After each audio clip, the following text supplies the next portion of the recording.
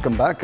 Even as we take a look at the dailies, we continue following developments in the UK with the elections. It is election night there, and this is courtesy of Sky News. The pictures you're seeing on the screen right here, and it looks like the Labour Party might just take this one. So meaning that Rishi Sunak, the current Prime Minister, will have to give way for a new Prime Minister, most probably Sir Keir Starmer, who is the Labour Party leader currently. So yes, we'll be keeping tabs on developments in the UK as we continue with the show. But let's come back to the dailies. And we start off with the Daily Nation. Heavy burden of new student loans. That's the front page of the Daily Nation this Friday. Degrees of debt. They say families are paying higher fees than before under the higher education funding model unveiled last year that will also end up saddling their children with hefty loans upon graduation. And with the current jobs crisis, things can only get worse. This story is on page 4. It is one of those stories that people really need to talk about, but we rarely talk about it. A student taking medicine and classified as most needy will end up with a loan of, hear this, 1.4 million shillings. Wow. The other story given prominence, we have the image there of the police IG, Japhet Koome, and they ask why IG Koome is a man under siege. The youth protests, and they ask where he is. Where is he? The youth protests against unpopular taxes and runaway cost of living, as well as the National Police Service handling of the demos in which at least 39 people have been killed, have once again revived the speculation that the police boss isn't sitting pretty. That story is on page 10. They also talk about an easy calm returning to the streets in many towns as protesters keep away. They did keep away yesterday, despite early indication that they will be on the streets. So camera person alitoka nje, building yao akapiga picha hapo nje akarudi ndani kufile. Another story there for Ruto, passing bills won't be a walk in the park, and they talk about the changing faces of Parliament. We'll be looking at the cartoons and how interesting this is, because MPs now wamefunzwa adabu. Yes, hata watumii siren sana huko nje. So going forward, will they just be singing the president's praises as they've done before, or they will have to change? You just use it. Oh yes. Let's take a look at what's there on the right-hand strip of the front page of the Daily Nation. There's an obituary there, ode to J.B. Wanjui, the ultimate billionaire. He was also a chancellor of the University of Nairobi at one point, Joe Wanjui. A scandal, how oil firms passed 5.4 billion shillings bill to buyers, and will Kenya end 36-year wait for 5,000 meters gold? Those are matter sports. Let's flip the page. Pressure mounts on new tea factory official to quit, and how oil marketers charged customers an extra 5.4 billion. Tumekuwa tukilipa pesa tu bure. Anyway, that's on the Daily Nation this morning. This is some of those things that you see and you notice why Gen Z have pent-up energy. Yes. On the front page of the Standard, my best hit this week, The Last Supper. They have about 3 headlines on this front page. So 3/4 of this front page, The Last Supper, high cost of long knives. Wow. Right. Oh, it's actually Night of Long Knives. After weeks of protests, yesterday's cabinet meeting could be the last one for at least 7 members. This is the moment that you start seeing our 7 yakina nani. Pushed to the wall on wastage and extravagance, President William Ruto has decided to ask ministers and principal secretaries as the first line of reforming his government. And a photo there of President William Ruto chairing cabinet meeting at State House, Nairobi yesterday. The headlines at the bottom, IEBC 6 boundaries crisis, court order. And something else, welcome to the world of super rich leaders you elected. When they're not cruising the latest fuel guzzler, they're landing in choppers carrying millions. And yet, cash, no less. Yes, and yet they say, mimi sitaki hiyo pesa mnanipatia. On the insert of Pulse, naona mtu ameshikilia radio pale. Yes. Right. Not what I was expecting today, but nonetheless, here's the Pulse for you today. Okay. Tuangazie gazeti la Taifa Leo, wanasema kibarua bungeni, masuala ya bunge. Baadhi ya wabunge wameomba msamaha kwa kupuuza matakwa ya wanaowawakilisha. Na huenda Rais William Ruto akapoteza udhibiti wa bunge kufuatia hatua za wabunge wa Kenya Kwanza kuomba msamaha wa kupigia kura mswada wa fedha wa mwaka huu. Habari kamili kwenye ukurasa wa pili. Lakini nadhani itafanyika hivyo kweli? Yeah. itakuwa ngumu. Hawa ni wale tu. Vidokezo zaidi kwenye ukurasa wa mbele. Mfumo wa ufadhili wakosolewa, masuala ya elimu pale. Waislamu kuombea amani leo. Na kwenye masuala ya nchi zingine, Biden akataa kujiondoa kura ya urais. Masuala ya uchaguzi, nchi kadhaa zina uchaguzi. Kubali mwaliko wa rais, wazee waambia Gen Z. Musikatae Gen Z. Wazee wamesema mkubali mwaliko mwende X space. Shida ni tutaingia, lakini je, tutaruhusiwa kuongea na kuzungumza? Hiyo ndio swala tata hilo. 2 to 5 p.m. Later this afternoon. Na masuala ya spoti, Ujerumani na Ufaransa zina kibarua kigumu. Itakuwa kufa kupona leo Ijumaa katika mechi mbili za kwanza za robo finali ya Euro 2020. I forgot to mention this on the diary. This is going to be one of those, if you're a lover of football, Spain, Germany coming up at around 7 p.m. France, Portugal coming up at around 10 p.m. This is one of those. Ukiona, by the way, baby girls, kama haja jibu call zako from 6:30 p.m. all the way to 10:30 p.m. hapo. Ni bola na he's not cheating on you. Ni bola na watch. Okay. Yeah. All right, that's Taifa Leo. On Business Daily, they say manufacturing grows at slowest pace since 2008 poll crisis. And why is that? The manufacturing sector posted the slowest growth in 16 years in the first 3 months of 2024, spoked by high production costs and a recent barrage of tax measures dealing a slow to prospects of generating the whole jobs in the rise economy. To something else matters, tribute ode to JB Wanjui, the ultimate billionaire. But something very interesting that you need to know this morning is on the right scroll, kwa hiyo tika. They say President William Ruto spoke to IMF chief after withdrawing the finance bill. And with the IMF chief, that is Kristalina Georgieva, in response to the nationwide protests against tax hikes. You can read that on page 4 just to get the details on that. I mean, all sectors hit hardest by anti-tax protests revealed, and these are retailers, construction firms, and farmers. And that, in a nutshell, is the Business Daily.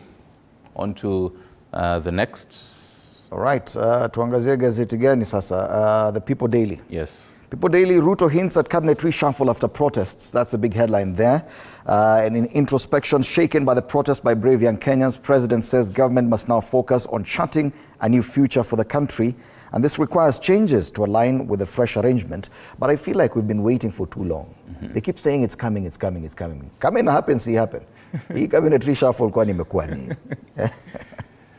Another story, blow to Supreme Court on Grand Mula gag order. Of course, night of the elites. Yeah. Yes, I mentioned there of what's happening with the Euro tournament. So for lovers of football, you can read the anticipation reports. Still on the front page, Paleju, Haji, IG, Koome on the chopping board. Will they go the same way as some members of the cabinet are expected to? A lot of speculation about their jobs, but we still have to wait and see.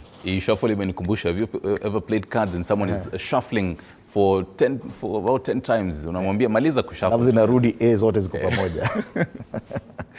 That's the People Daily. And finally, the Star. How revolt hands Ruto chance for fresh start. The Star says already President has indicated looming changes for government in wake of the new reality. Coverages on pages 4 and 5. They have that photo where many headlines of many gazettes have gone with. Pale chini, state was right to stop Raila's 2018 swearing-in live broadcast, according to a court ruling saying serikali ilikuwa sawasawa tu kufanyia maneno yote. But then a very interesting story the Star has gone with. Now listen to this. The government dramatically deported a senior European Union official in apparent retaliation for the grey listing of Kenya as a wash-wash paradise. The Star can exclusively report. So Kenya was in February put under high watch for lacking strong safeguards against the flow of dirty money, a list of shame known as the grey list. Yani walifukuza jamaa juu Kenya ilieko kwa wash-wash grey list. Wow, interesting. As we take a look at the cartoons now, I'd like to invite Bansi Kimoyo to join us on set. Let's start with the cartoon on page 16 of the Daily Nation. And they draw a contrast between the Senate back then and the Senate today. And they say that when the finance bill was being pushed down the throat of the National Assembly, the Senate, and they symbolize the Senate by using the Speaker, Amason Kingi, with his hands folded, saying nothing and looking away. But now the Senate is crying, and they say these are crocodile tears. Watu wa Senate wanaongea sana saa hii, lakini wakati wa finance bill they were very quiet. That's a cartoon on the Daily Nation. Right. Let me take a look at the front page of the cartoon ya Standard. Tuanze tu na ya Star. TikTok is the background there, and Gen Z inakani kama the ticking time bomb. Your suit here, the guy removing this bomb, it's in yellow. Yellow. So you can deduce that for yourself. And who is this trying to nini maneno ya Gen Z on cartoon ya The Standard? Should be, yes, here it is. This is a very interesting one on page 14. Gado's take. Mwanaume kuna kitambi kubwa sana pale amevaa t-shirt ndogo ya MPs anasema no madam, we didn't ask for it, we don't need it. SRC amevaa ile kofia chef, and what is cooking is the salary increase. The commentator says the effects of Gen Z power. Oh yes. Oh, yes. Gen Z everywhere, Gen Z. Yes. Oh, we have another Gen Z in studio right now. The weekend queue is here. Bansi Kimwe, good morning. Good morning. Looking lovely. Thank you so much. How are you, gents? Ungetuambia tuvae hata kitenge tu. You didn't get the cue. You didn't get the memo. Unfortunately, I'm sorry. Yeah. Now, Bansi, the biggest anticipation today is at X Space that the president is going to host, apparently. What a time to be alive. Yes, and it's unprecedented. But everyone is wondering the mechanics of it. How exactly will it work out? Will the president be the one giving people the mic? Yeah. Or will he come with his own MC or his own host to do that job? I think as the week was starting, when this conversation that the president was going to be on X to host the space, Gen Zs were very clear. Don't call us. We'll call you. Call you. Yeah. Initially, they were to host the president. Yeah. But from the cabinet dispatch, and we're just going with the wording of the cabinet dispatch, is that the president will host The inaugural. his inaugural X Space. So what if people don't show up? I just can't wait to see how it's going to happen, because there's some people who are saying on X that the president has blocked them, like that account has blocked a number of people. So what if these people actually want to be involved in this conversation? I think it's only fair if he would have let the Gen Zs host that space, and then him come in as a guest. The problem with that, if you've listened to a number of X Spaces, I have listened to a number of X Spaces, the kind of language that is used there, because people go bare knuckle in these X Spaces. The people vent here. So while it's you know what they say. Was at, yes, and a number of, I remember a number of, one MP was actually alitolewa kwa group, your X Space. So you can actually... Yes, you can, I mean, for host, you can actually... Yes. You can, so in a Africa point, if the Gen Z were actually hosting it, they can reach a point and decide, President William Ruto, we are tired of listening to you, get out. Yes, out then to discuss to kurudisha. Then it would be safer for the president and his handlers, of course, to ensure that they have control of the space, meaning that they will be the ones hosting the space. But then again, the risk is that they will end up just allowing some people, particular people to be contributors there. They might be shepherded into what they are actually supposed to say. So it seems as if, because as I was telling you, it will be staged. Yes, even for the speakers, X has a limit of the speakers, I think about 14. So if you have about 14 people and tell them, this is what you say, this is what you don't say. Okay. I think when many people see what will be happening on the X, then if we cannot speak, then why are we on that space? Then so many people will exit. But then again, even this whole idea of X space, previously it was not as popular. But with the movement, agitation and the protests, the X space has become even more popular. Is it something you've been doing? Do you see X spaces becoming even bigger going forward? Absolutely. I think, because I think X spaces are voices of reason. It's not like an Instagram live or a TikTok live where you're just saying tap, tap, send gifts and all that. I think on spaces you have very mature and intellectual conversations. So I definitely do see it becoming bigger than it is. Imagine if the president is hosting a space. Says a lot. They're very influential right now. And that's the mukikasirikia serikali mnasema twende space. Yes. Mpaka president anasema kunaenda aje. And plus they're quite effective, because I mean it's just starting an X space, people start listening. At the very top you see this has started. I remember, I think last week on Tuesday evening, people, there's so many people, between 5,000, ate kihang kidogo, between 5,000, and within 5 minutes, that number has increased and has quadrupled. So. A lot of anticipation towards that, but we'll have to wait until it happens. So today is a Feel Good Friday. What should we expect later on? Yeah, it's definitely a Feel Good Friday. It's been a beehive of activities in the entertainment world. Of course, the BET Awards happened. And of course, musician Tyler has been making Africa and South Africa proud. She won Best New Act. Yeah, beating a lot of artists, including Arya Star and Sexy Red, who has been doing amazingly well. So that's something to look forward. I cannot say I can identify any. I'm hearing those names for Do you know the songs? Water? Do you know Water? Who? Make me say. I've heard that song. Yes, I've heard yeah, that. that's Tyler. Now that's Tyler. I'm still with it. And I think there's a breakup. It's like it's breakup season. There's a breakup on the air, yani, because Joanna Kenothia and Chris Kaiger recently announced that they have split. Kagwe Mungai pia wali split. Flacco and Keranta also split. I think we'll be telling you a lot about that. Ndio maana niliona watu wakisema finally Chris Kaiger ataanza kutupea hits. They should hold an X space. Now that they are exes. Okay, pun intended. I see what you did there. All right, time for us to take a break. When we come back, we'll be taking the youth perspective on State of the Nation. Do stand by for that. And of course, you can be part of this conversation. On X, our handle is at TV47 News. On Facebook, TV47 Kenya. Oh, yes.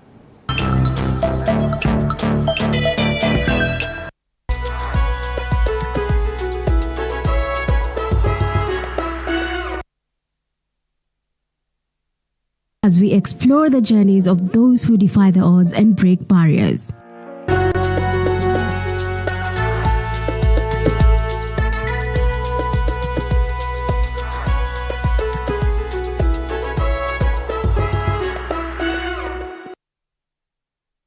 Kila kiongozi ana hadithi yake ya kipekee. Wazazi wangu walikuwa bit strict kwa sababu mamangu mwenyewe, mimi kutoka kuzaliwa sijailala nje. The white small one, huyo ana sniff gunpowder na risasi na bomb. Alafu huyo mwingine ni Ridgeback ana sniff simba. Even the employees knows that. So when in the boardroom is the chairman, the CEO, and the rest of. At what point are you a wife? The minute you get to that inside that door, you become now the wife. Na kila maamuzi wanayoyafanya hufichua mengi kuhusu utu wao na uongozi wao. We see God blessing us, and we now realize the power of giving also has to be rewarded back. Kupitia kipindi Mfahamu Kiongozi, tunakuletea mahojiano ya kusisimua na uchambuzi wa kina kuhusu viongozi wetu. Pick your core business as the bigger stones. Put them in your diary first. Give priority the bigger things. Usikose kila Alhamis saa 1:30 jioni.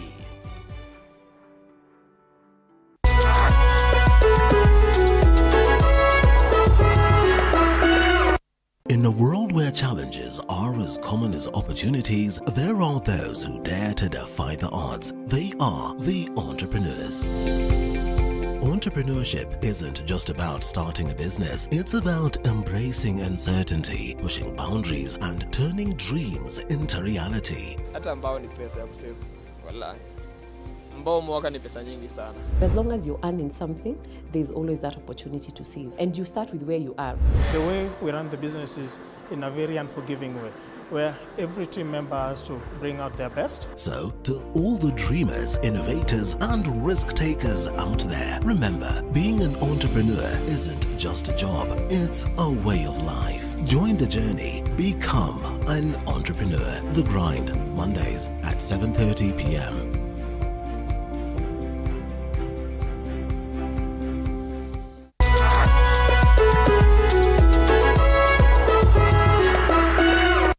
Here on Beyond the Limit, we celebrate the extraordinary achievements of individuals who redefine possibilities. In a journey of resilience and determination, these individuals demonstrate that limitations are merely stepping stones to greatness.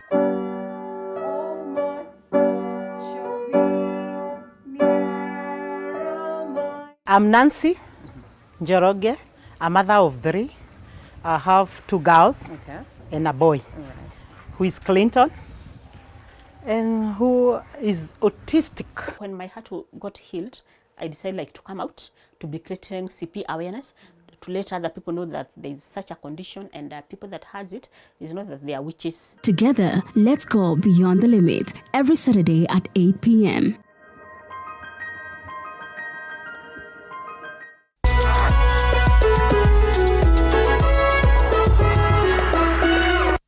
Welcome to The Realtor, where we take you on an exciting journey from bare land to dream home.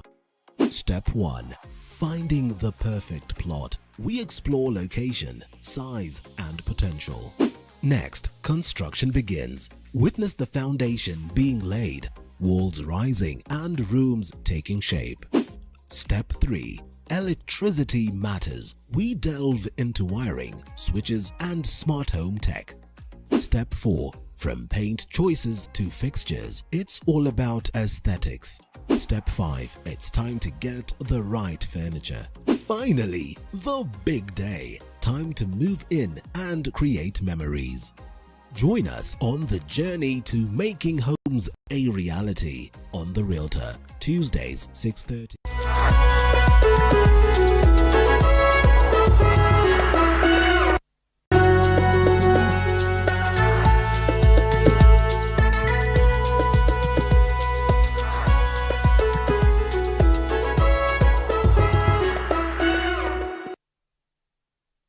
Kila kiongozi ana hadithi yake ya kipekee. Wazazi wangu walikuwa bit strict kwa sababu mamangu mwenyewe, mimi kutoka kuzaliwa sijailala nje. The white small one, huyo ana sniff gunpowder na risasi na bomb.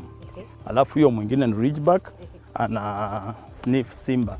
Even the employees knows that. So when in the boardroom is the chairman, the CEO, and the rest of. At what point are you a wife?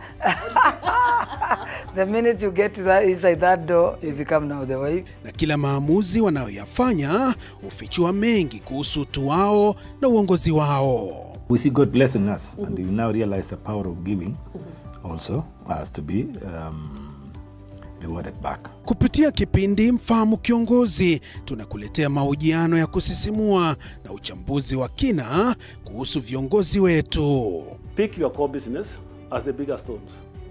Put them in your diary first. Give priority the bigger things. Usikose kila Alhamis saa 1:30 jioni.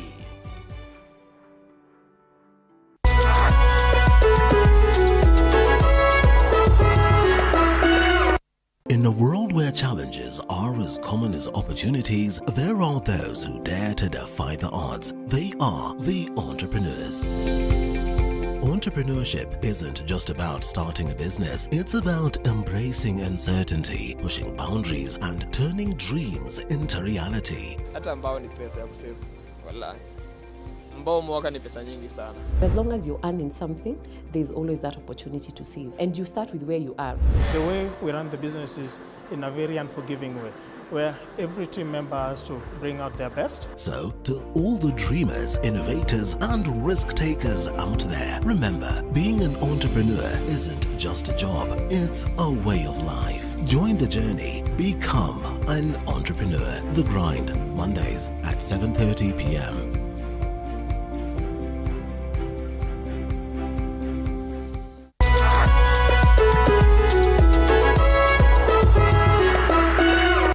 Here on Beyond the Limit, we celebrate the extraordinary achievements of individuals who redefine possibilities. In a journey of resilience and determination, these individuals demonstrate that limitations are merely stepping stones to greatness.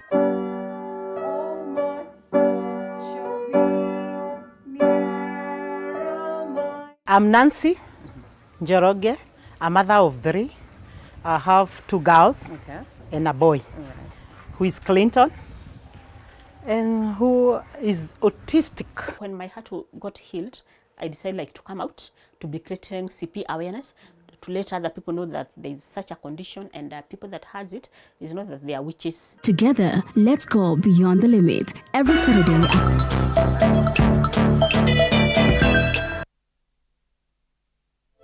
Watching Morning Cafe on TV47 with me, Fred Indimuli. Time for us to take a look at the big headlines this morning. And to help us do this, allow me to introduce my panelists. Beginning on my immediate right, Kevin Inderson Bissesa, political analyst. Karibu sana. Josephat Kamanya, familiar face on the panel, also a political analyst. Thank you. Kamau Wambio, Chair, Kiambu Youth Caucus, karibu sana, and Nelly Chepkemoi, public policy practitioner.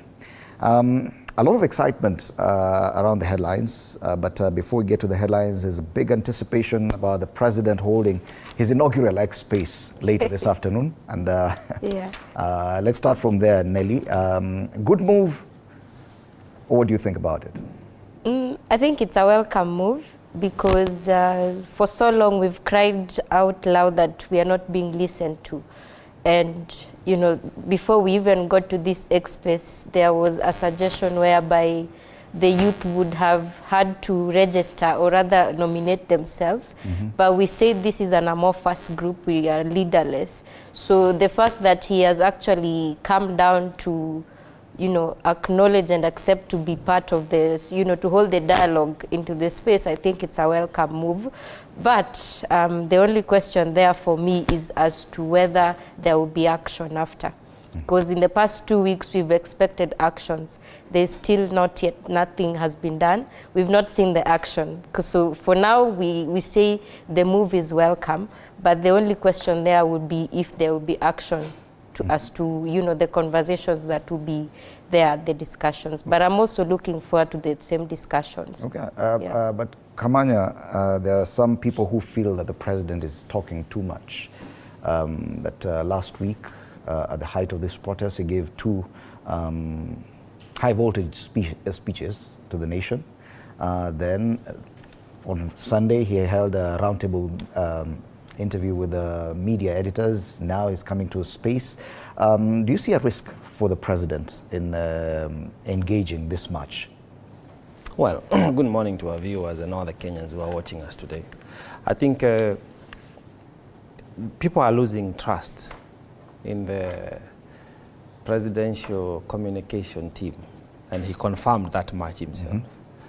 I just hope today will be a bit different, because every time he has come out to speak, I remember the first two statements he issued before the roundtable last week, they kind of escalated and stirred the anger among the population. So I hope today goes well. It is an opportunity for him to come out and first, perhaps, if he finds it fit, because nowadays they seem to be reading from different scripts.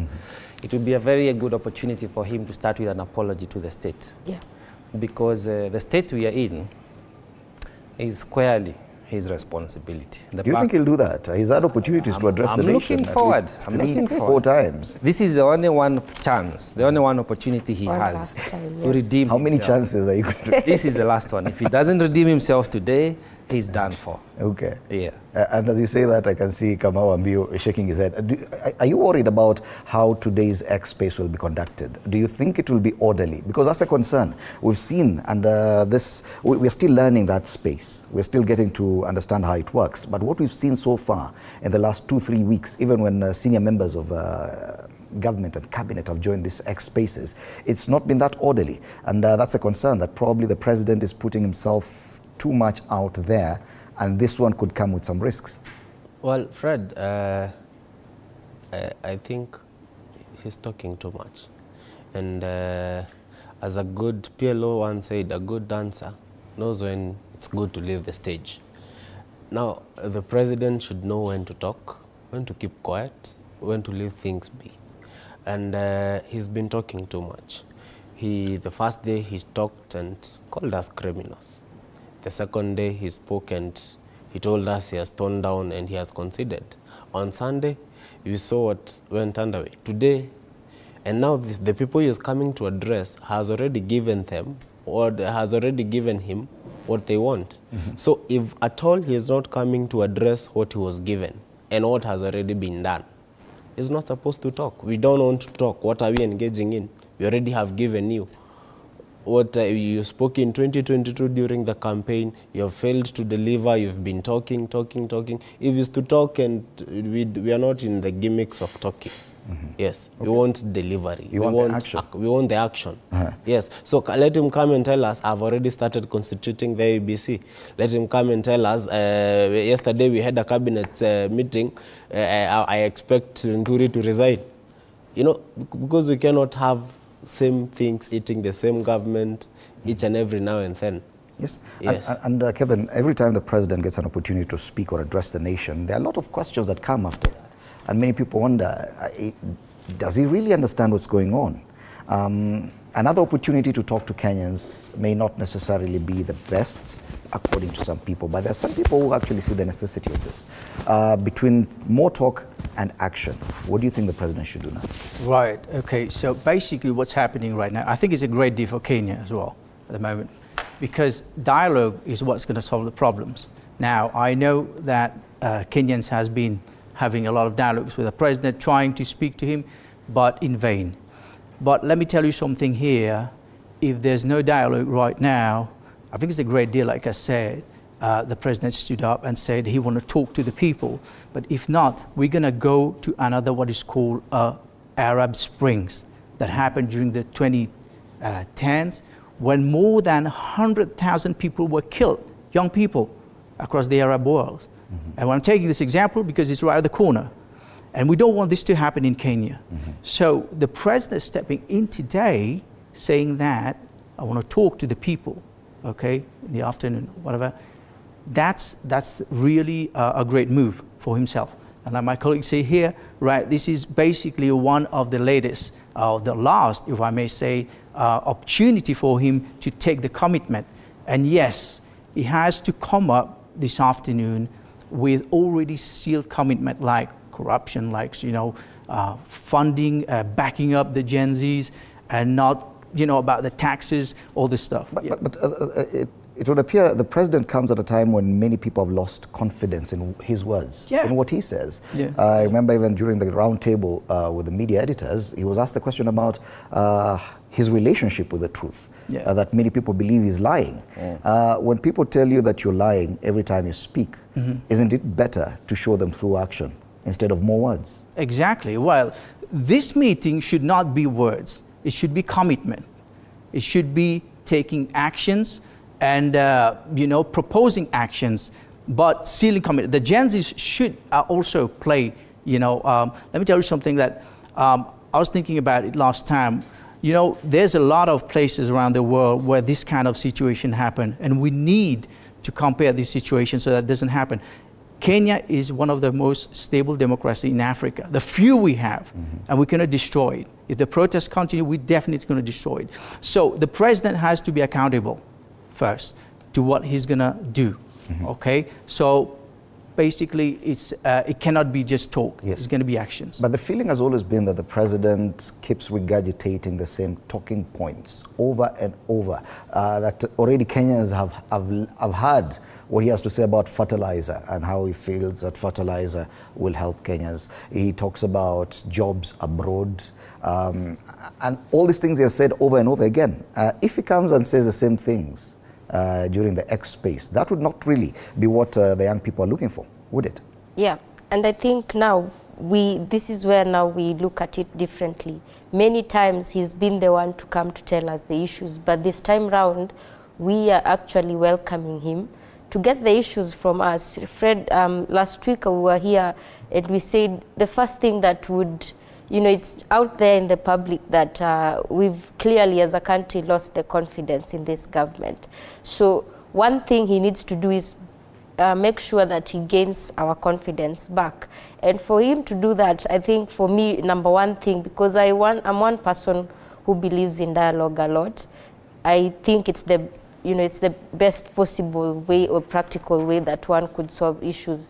So him coming to the space, I think we would start getting that confidence by first, and I'll still insist by first, us being able, or rather him being able to, you know, acknowledge that and the brutal killings by the police. I think that should actually be the first point of dialogue, because if he's going to acknowledge that, then he would have had the confidence of Kenyans, whereby they would now be able to see, okay, action is being taken. The deaths that, the innocent lives, they demand justice, Fred. And if he's going to really take action and for us to gain that confidence that I'm talking about, I think that should be the first point. The CS for Interior yesterday, while on an interview, he said that the investigations are going on. So Kenyans expect to see now the first action point being these innocent lives that were lost. And then number two, now you come to the issues. Hasn't it taken too long already? I mean, it's taken too long already. It's taken too long. It's over 2 weeks now, and we are still yet to, you know, to find the evidences. But the evidence is out there. We live in a very tech-savvy world right now where everything was being recorded. So if you also wonder the legitimacy or the competence of the people in leadership, because the evidence is out there. People already portrayed whatever was happening, the police. But you see, it's a different language when you hear the cabinet secretaries and even the president and some of our leaders celebrate the police. It doesn't really communicate good. And that is why I'm saying that needs to be the first point of this dialogue, by him acknowledging these killings by the police. He's had the opportunity, James, he's had the opportunity over and over to acknowledge this. He hasn't. They say, I think in the Bible somewhere, that from the abundance of the heart, the mouth speaks. Listening to the president on Sunday during that round table, every question directed his way, he found a way of maneuvering. And he was asked a question about something different, and he talked about fertilizer and how that plugs into this. He talked about the jobs abroad, and it would appear that is what he is convinced about. Do you think that's the best way to go? He has had 3 opportunities to address the nation. Definitely not the best way to go. And clearly, from the round table, we all could see the deflection, you know, because and I think the interviewers were very fair, because they shot straight up questions that needed real answers to Kenyans. I want to give them congratulations, because they seem to have done their research on what Kenyans wanted to hear based on the questions they were posing to the president. So he had that opportunity to come out clearly and state the issues, but he did not. He failed to do that. And he cannot blame his communication team on that, because those were answers that he was expected to give. Now, I don't know why we keep talking about the issue of fertilizer. CS Linturi is guilty of neglect of duty. He should vacate office, period. We don't care about the other directors who are in court. This thing happened right under his nose. And if we can calculate the losses, because remember, fertilizer was introduced as a game changer for production in our agriculture sector. So the damages that we have experienced, the loss of production of produce and profit for the farmers, is right under his nose. So CS Linturi, again I say, is guilty of neglect of duty. He should vacate office. That should be a statement in today's X meeting. I think on Tuesday or Wednesday, if I'm not mistaken, we had CS Ndwale on the JKL Live. And arrogantly, he says that the young kid, the 12-year-old, was not riddled with 8 bullets. It was only 1 bullet.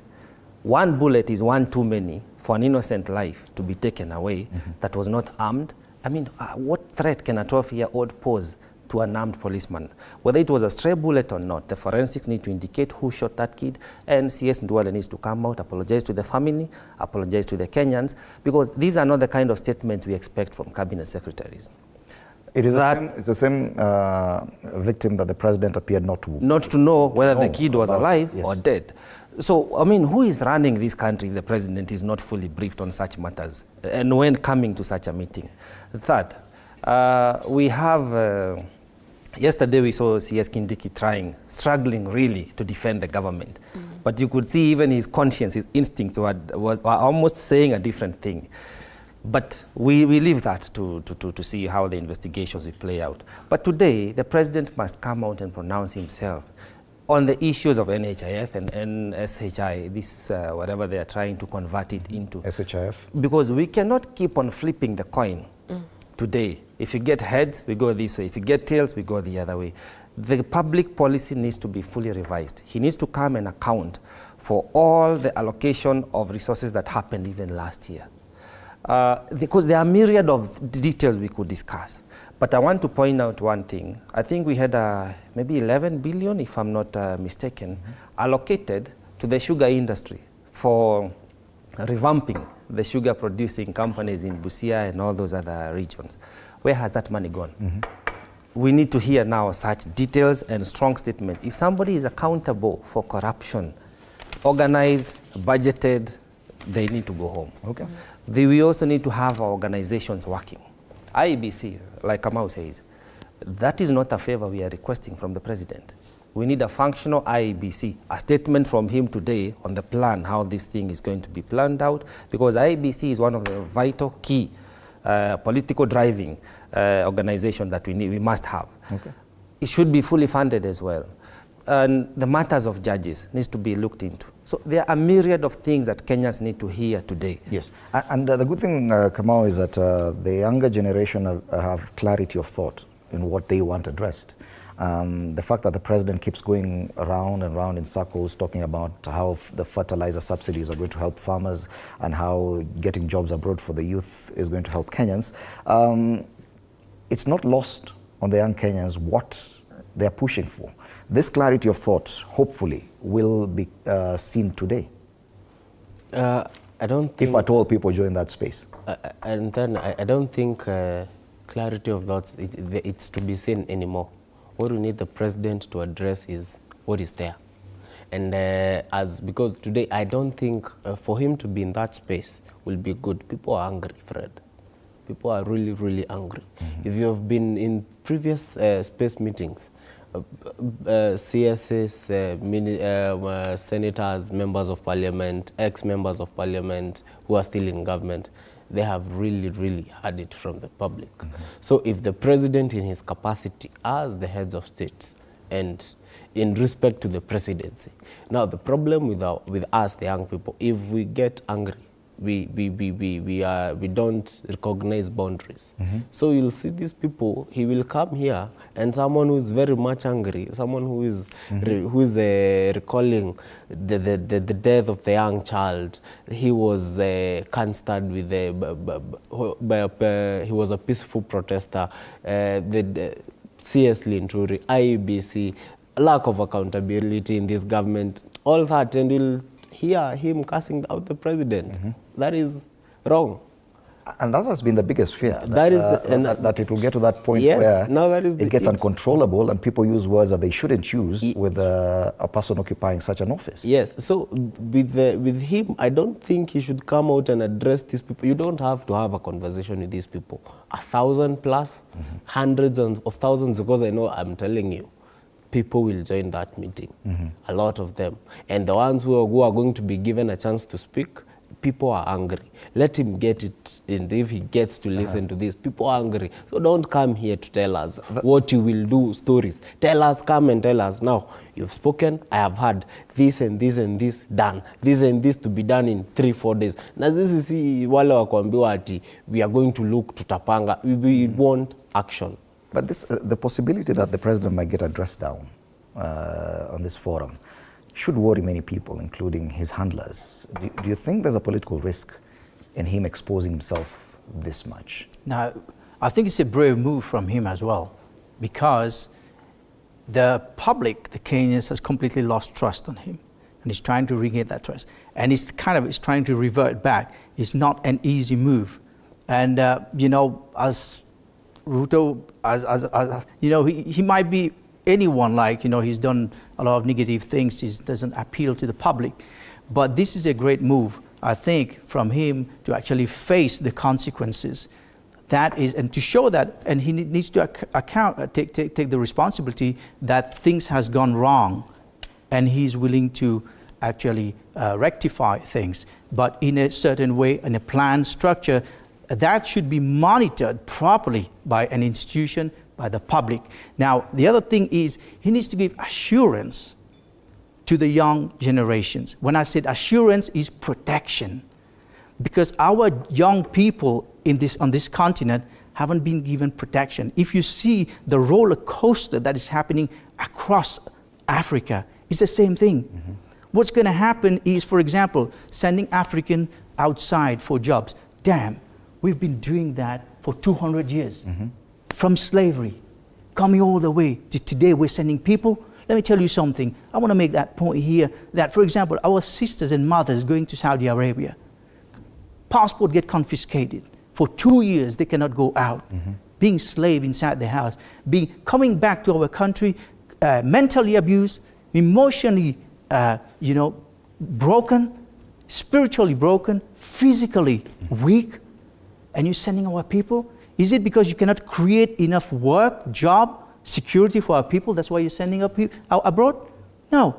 We have. That's why it's important that we give protection, we give assurance, we give a future. We cannot sell African talents anymore outside. When the Gen Z in Kenya is protesting today, it's not for Kenya only, it's for the whole Africa. And they're not interested in jobs abroad. They want to work here. They want, we need to keep our talent. Okay. This is the powerhouse, the future of the world. Let me tell you something. If you saw the debate between Trump and Biden, let me tell you, they cannot be the future leaders of this world. Wow. One has amnesia, is forgetting everything. The other one is so focused of tightening the borders. If you look in Europe today, what's happening? In Europe, the right wing is taking over. There's no place for you and me in Europe in the next 10 years, in the next future. Don't even think to go. So we cannot make Africa, we cannot be tenants in our own home. We need to be the home owner in our own home. Hold that thought. Let's take a break. When we come back, we continue with this conversation. You're watching Morning Cafe.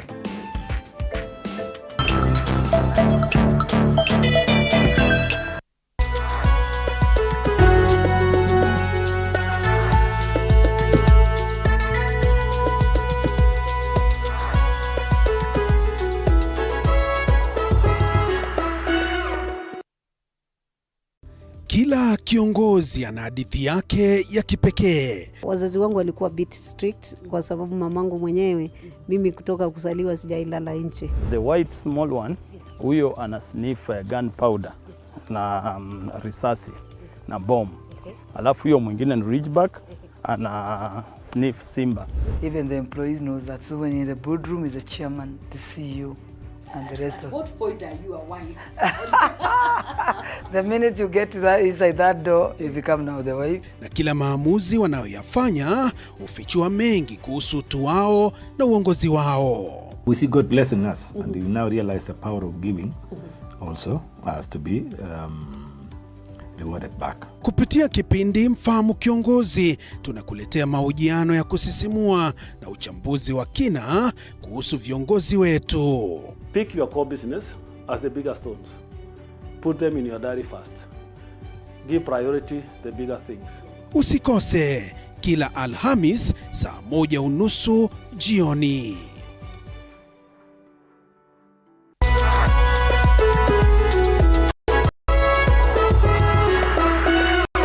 In a world where challenges are as common as opportunities, there are those who dare to defy the odds. They are the entrepreneurs. Entrepreneurship isn't just about starting a business, it's about embracing uncertainty, pushing boundaries and turning dreams into reality. Hata mbao ni pesa ya kusave. Wallahi. Mbao mwaka ni pesa nyingi sana. Professor Josephat Kamanya, Nelly Chepkemoi and Kamau Wambiu. Just before the break, we were looking at with anticipation to the President's inaugural X Space to be held between 2 and 5 p.m. today. Now I want us to go to another headline, a big discussion that has been happening. It's been captured quite artly on the front page of the Standard. And it's about the anticipated cabinet reshuffle. Yesterday, after yesterday's cabinet meeting, the dispatch from cabinet gave an indication that the president was looking to effect some changes. Now, what people are saying is that these changes could include a possible reshuffle of his cabinet. And on the front page of the Standard, they have a picture there of the president and his cabinet as it is right now, and they say this is the last supper. So after weeks of protests, yesterday's cabinet meeting could be the last one for at least 7 members. They even have a number. Yeah. Pushed to the wall on wastage and extravagance, President William Ruto has decided to axe ministers and principal secretaries as a first line of reforming his government. My question is, shouldn't this have been the first move? Isn't this overdue, Kamau? It is. That is why I'm telling you. We are in a country where we are the girl. We're in a relationship with this president. We are on the verge of divorce. And he's like, no, let us not divorce. I've been lying, let me save this marriage. What do you do when you've been lying to your girlfriend and she finds out? You take her to dinner, it's good things, and not with words. action you send her, you know, you just give her, treat her nice for the first like 6 months. She'll forget. Then you go back to your... Right now, our country... Exactly. You know, he is a politician, and we cannot tell, you know, if you have studied Mr. President since he was 21, he's been a schemy person. Then member of parliament, he's been in all through the government. So he is a political professor, a genius. So you cannot tell me he's not. It's just that this one found him off guard. Pop. And now he is trying to restructure. Even this cabinet reshuffle, you don't think it's something he would have gone for? This one is not. No, if it is something he would have gone for, Linturi would have been out of office from the word go. You know? From the word go. But he's been quiet. The president is always quiet. We had floods, he was quiet. We had accidents, he was quiet. You know, we had the first demonstration, quiet. The second one, quiet. The third one, mala, and wako serious. We've been telling him, you stop using our money the way you want, 200 million. He comes and tells us, no, I offered 20, but they gave me 10. You know, he's carrying us. And we, the girlfriend, were like, okay, we give you the chance. Okay, yeah, we listen. You know, always giving you that chance and hoping that you will bring out what I saw you when we were dating in 2022. Now, you get. Yeah. Now, this reshuffle should have been the first thing he should have done. Yes. When these people, they are not, like Nakumincha, what are you doing in that office? And what the hell are you having to do in office? You have a business, procurement, logistics background, but you're in the Ministry of Health. Yes, but Nelly, we've seen this kind of headline before. Yeah. There's always been anticipation that the president will crack the whip on members of his cabinet and do something, probably fire a few.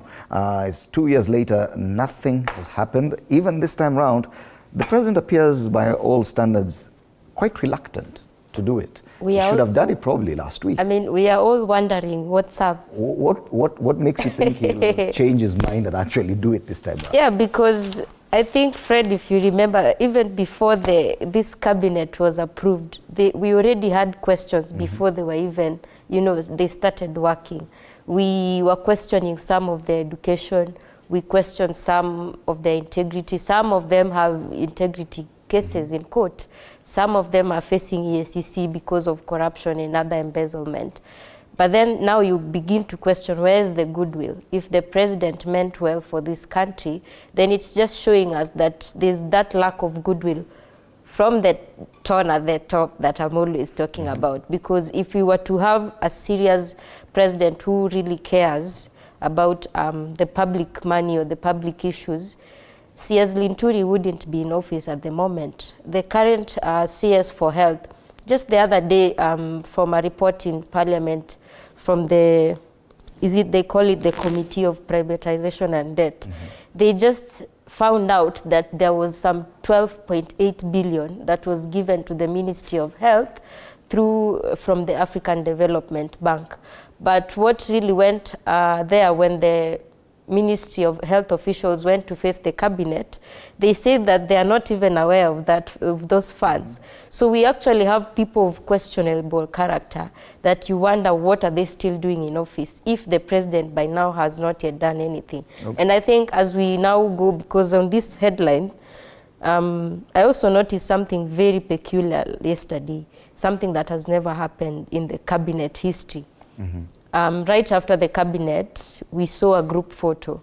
I don't know if you people have noticed, but there's never been something like that. An indication that something else could happen. So it must have been, you know, a night of long lives for some of them. So I mean, to some extent, maybe that is what we expect, but it must have been a night of long lives. And there are some faces inside that photo. There are some faces you tell, you know, they're not very happy. And even as we continue this conversation, allow me to interrupt briefly because something is happening in the UK, and the Labour Party has officially won the elections, meaning they're going to have a change of leadership. I think that's Sir Keir Starmer, the leader of the Labour Party, who's now set to become the new Prime Minister, succeeding Rishi Sunak. Let's listen in, courtesy of Sky News.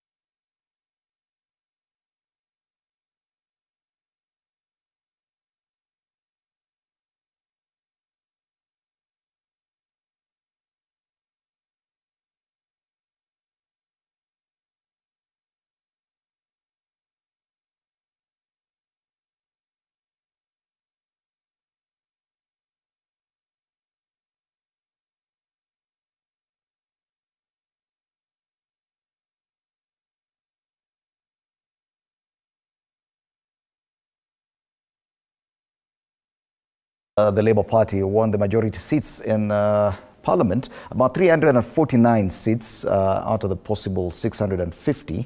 And yes, the Conservative Party has really lost ground, losing about 136 seats. They only have about 76, meaning a change of guard.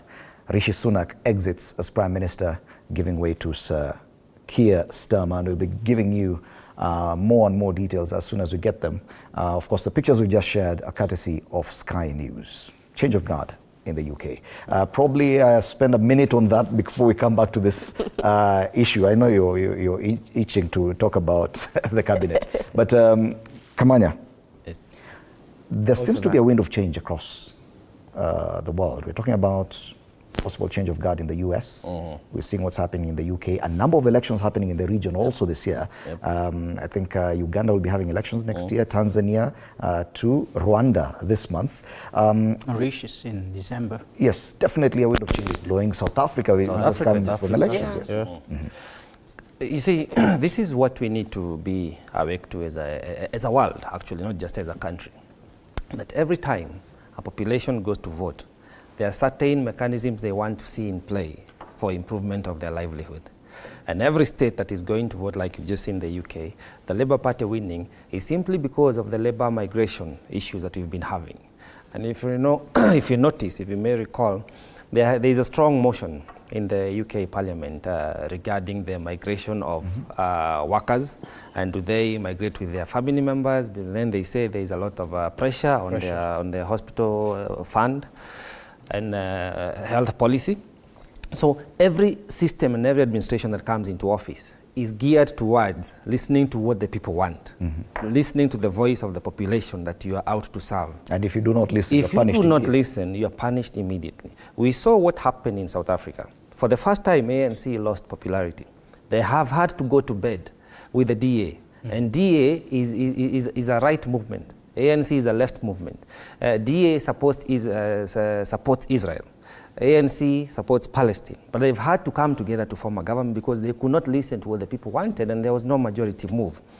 Therefore, a population is what drives in every country. The US already, and like he says, I pity the United States of America, and they're perceived to be the superpower, that after analysis of all the populations, all the candidates they could have had for presidential race, they ended up with Joe Biden and Trump. So that's the best they have for the world. I mean, I pity them.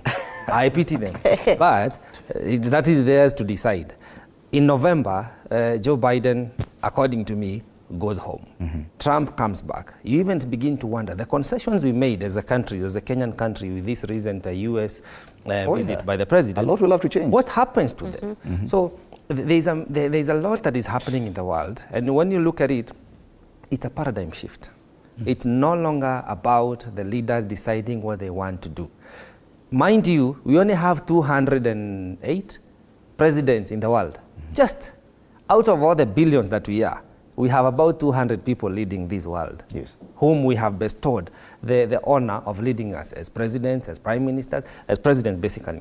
When they do come together and form all these, the NATO, the IMF, all these concessions we get into, all this ratification of policies we get into, they happen to decide what happens to the billions of the people in the world. If we get the wrong people in office, beginning here in Kenya, and all the way to the Far East, the countries are doomed. When you see, and allow me to say this, when he spoke about the labor migration, fine, it's a good move because people need to look for greener pastures. But at what cost? Why are we migrating people? I want to localize this conversation of labor movement and labor migration. Why are we migrating people to foreign countries? It's because purely we have failed to implement the industrialization policy.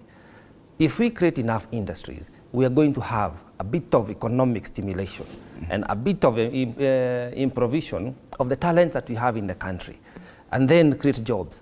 and then spur the economy. Not securing jobs abroad for If you secure jobs abroad, I mean, the much you can have is just... But there seems to be a global reawakening of the masses, discovering that they have power over politicians. For the longest time, it has always been the other way around. But now the masses are deciding, okay, I think we have enough power. Even in France, with anticipated elections, Macron looks to be more or less going home. exiting. Yes. Yeah. What's happening? There's three things happening right now. Devolution, revolution, and evolution. Right, devolution, we're giving back, right, from what the superpowers, or whatever they call themselves, leaders. We are taking back everything, the mass. We have an evolution of mindset of the young people, young generation, and we have a revolution in the heart of the people. Now, we're basically in Industrial Revolution 4.0 right now, and leadership is not the leadership that we have in 3.0, which is the system ahead of the people. The leadership 4.0, which is called digital leaders, is the people ahead of the machines, ahead of the system. Now, what is happening here? That's why the mass is bringing. For example, here we have 30 millions of young people in this country, right? Who can knock down 30 million people? Like, they have power. And they realized it, and they're taking actions. And let me tell you, I'm going to give a very brief analogy very quickly here. What's happening, where are we right there is a crossroad, right? And there's only one way to go ahead and win. And there's a very beautiful story that we take in leadership, if I may say that very quickly. Back in the days, there was Cortes. Cortes was he was Portuguese, he was working for the Spanish. So the king of Spain gave him 3 boats, 3 ships with 300 men to go and conquer New World. So he set sail, he reached the shore of Mexico. He reached the shore of Mexico with 300 men. And then he sent some of his men to go and see what's happening inside land, right, inland. So the man came back and said, there's millions of Aztecs there. We cannot conquer them with 300 men. And then he was very stubborn. He believed in his leadership. He knew that he's going to win this war. So at night, he sent another bunch of men to listen to what his people were talking, the crew were talking. And then they came back, he says, Cortes, everybody want to go back tomorrow, nobody want to die with facing 1 million. They want to die, we are too weak. And so tomorrow morning, everybody will pack up and leave. So what he used a strategy that we call in leadership, which is burn the ships. That's the strategy. He sent some of his men, when everybody was sleeping, he sent some of his men to burn the 3 ships. And when the crew woke up in the morning, they wanted to go back home. There was no way to go home because the ships has been burned down. So the only way was to go ahead and fight the war. You understand? So sometimes in life, you have to give yourself one option. Cut options, B, C should not exist. And that's what the Gen Z has given them in this country. Now, go forward and win the war. There's no going back. Any cost. But let me add this, like we say in Shakespeare, give me 1 pound of flesh without shedding any blood. And this can happen. We don't need to kill any of our people anymore. Yes. Okay.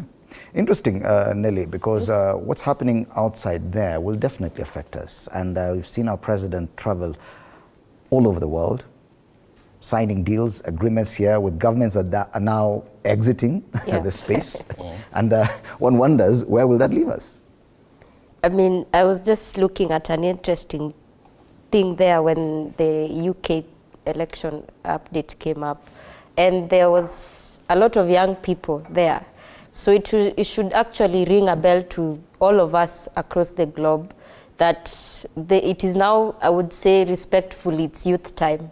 Because when you look around the globe, we say that we are a tech-savvy world. Young people have been able to maximize and tap a lot on the technology. When you look at globally, they are conducting their campaigns and wherever politics, on their phones. Coming back to Kenya, that is what is also happening. And just picking up from what my colleague in the panel said, that it's a revolutionary, and I'm looking at it where this is this kind of revolutionary phase where it's the people versus the political class. And so for now, it's now beginning to be an issue of issue-based politics. If you're not coming to us to address what concerns us, then we are not listening to you. We are not giving you an ear, because for so long, solutions have always come from the leaders. But now the conversation is different. The conversation young people are saying is that we need to have good tax policies, because as a president now, for example, he's been so big on labor transfer, the labor export, which shouldn't, because as a president, then you're now showing us that you've failed. You cannot even be able to, you know, come up with jobs for your people, that you need to delegate it to other presidents. The other presidents, it is not their mandate to create job opportunities for people from Kenya. They have their own people. Yeah, they have their own people to take care of. So that's why I'm saying it has come now to two main things: issue-based and tax policies. Okay. How are you cushioning as taxpayers in a nation? And that applies globally. Kamau was a young man in Kenya listening to the president saying that he has created job opportunities abroad. Or secured, not even created, secured job opportunities abroad. How does it make you feel at a time when you're seeing this kind of changes all over? First of all, is to congratulate the Labour Party leader for the UK. And why do I do that? It's because this Rishi Sunak was so powerful and vocal on taxes, on expenditure when he was coming in. And you remember he came in at a time where Boris Johnson just resigned in the middle of a crisis. Now he has been promising. I am quite, I follow what is happening globally, because that is what affects us. With Rishi was so much outspoken. I think he even came here and they met with the president and they were saying, you know, and having been, they are our brothers, they colonized us. Whatever system we have is what they have. So this guy, if he is out and he is hated, so many people actually say that he belongs to jail. And they were tired of his lies and his sweet mouth. Because when I swear to you, when you had Rishi speak in that parliament, you are like, wow, UK is the next superpower. But now, where it all went down. What am I saying? These people, they should now stop talking, act. We are out in the era of tribes. We are coming down to a generation that is the majority. And that's not across just the in globe, Kenya. not just in Kenya. Yes, across the globe. Across the globe. These people are they are the majority, and they are learned people, and they are people after knowledge. They are knowledge seekers. So you can't lie to them. So and there's also technology. I think that has really changed the game for the political classes. Yeah, exactly. And that is why these people, and now especially the millennials and the Gen Zs, those people are the ones that are going to take up the world. And we should be very, very, very, very, very careful with where we are headed. I think Mr. President should now, you know, sit back, retreat, and call himself a meeting, and is like, well, I was born in the boomers era and the era when they wanted to take land, acquire wealth, but now that time is done. And whatever I have accumulated, now that is enough. Right now is for the X space. No, right now is like, don't joke with that. It's a different kind of power. It's a different kind of power that the citizens have the power to summon a president. They have the power to say what they want. And it is true. They voted for, they are your bosses. If they tell you do this, you do. Yes. They pay taxes, they do that. So I think the era of speaking from the top of their vehicles appears to be almost done. I think we had the last run this 2022, and it was nice when it lasted, but it's done. We must be awake to the reality of the world today. If you look back, the wars and the revolutions that have persisted and prevailed, they were fought differently. This is an era of digitization and information. The previous revolution, people used guns when we were fighting for freedom and independence. Before then, they used viruses and chemical weapons, you know, like to just kill a population. If you look at the America's war, They would kill all the wild animals so that the people, the hunters and the gatherers, the Red Indians, would have nothing to eat and vacate. They would give them blankets that were infested with disease. You know, they would get skin disease, and they died. Lots of them died. So people have fought differently.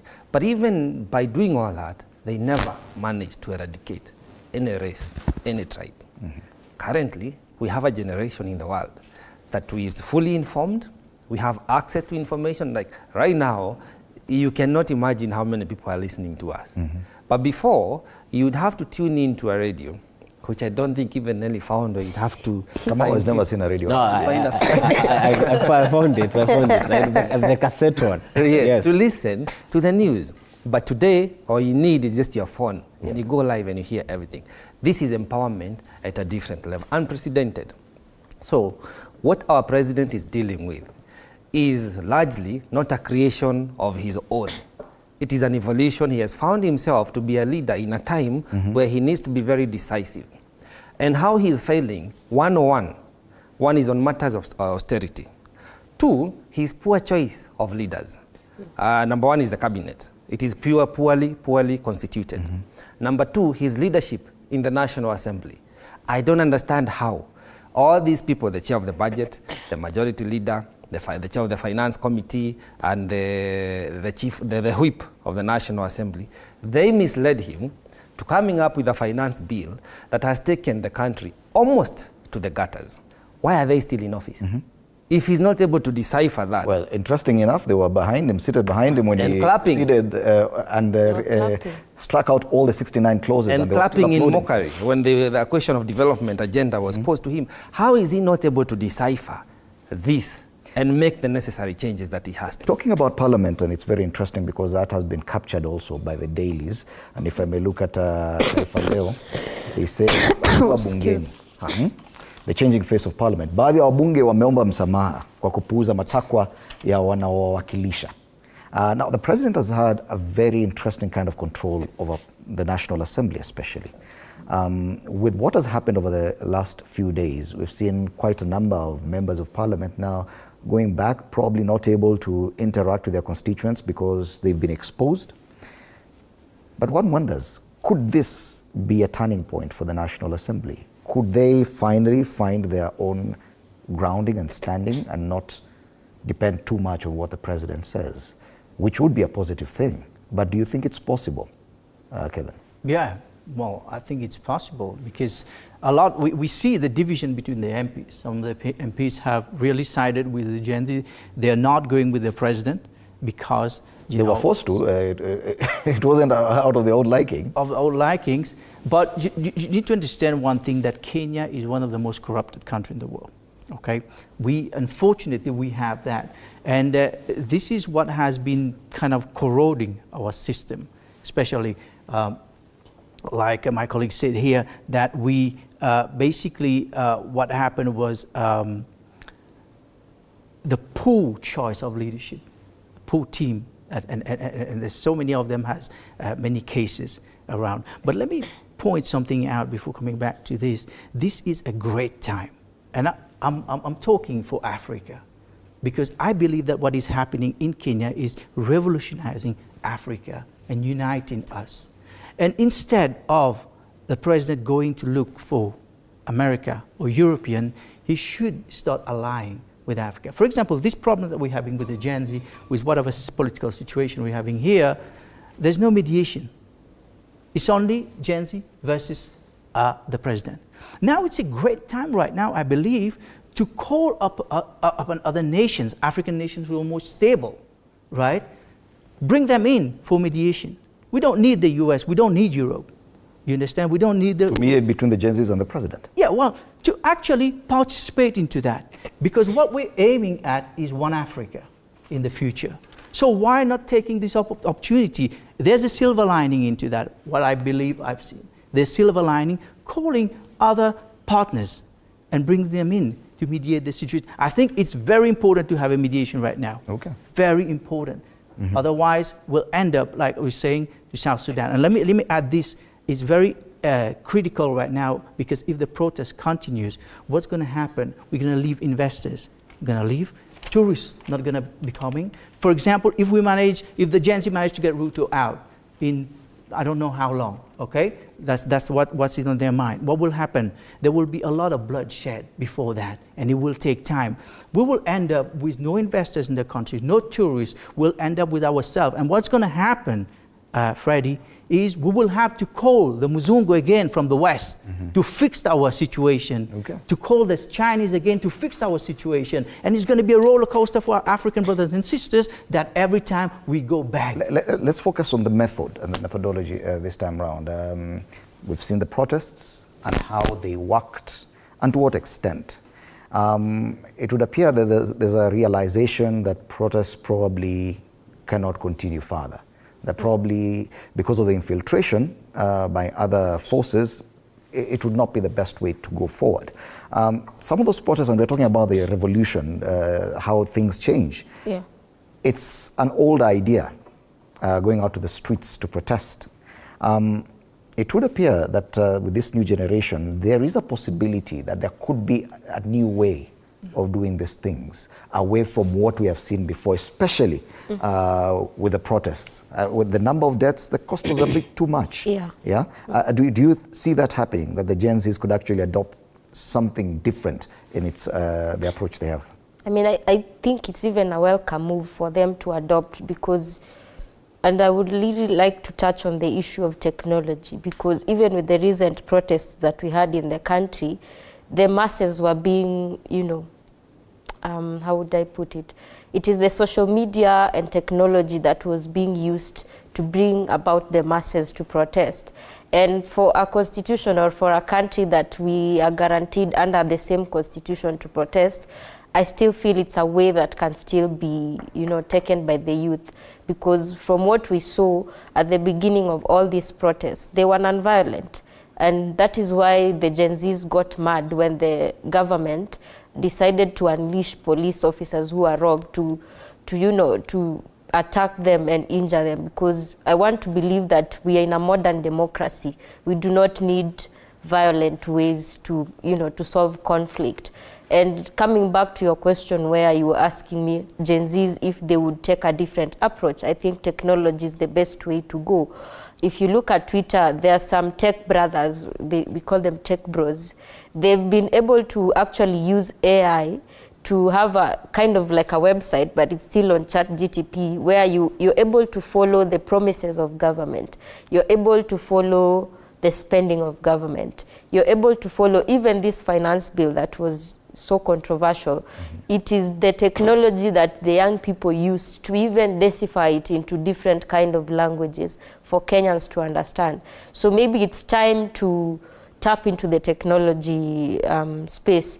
But then the question now comes back to our government. How is it enabling that space? How is it enabling that environment for people to tap into the technology? From the recent finance bill, we saw they were trying to increase the cost of internet. So if you do that, on the other end, you're trying to tell people, the president himself the other day said that even claims that we press computers and the dollars. To deal with the connectivity. Yeah, so while you're dealing with the connectivity and you're making it expensive, you're not creating that enabling environment that would even offer job opportunities to the same youth.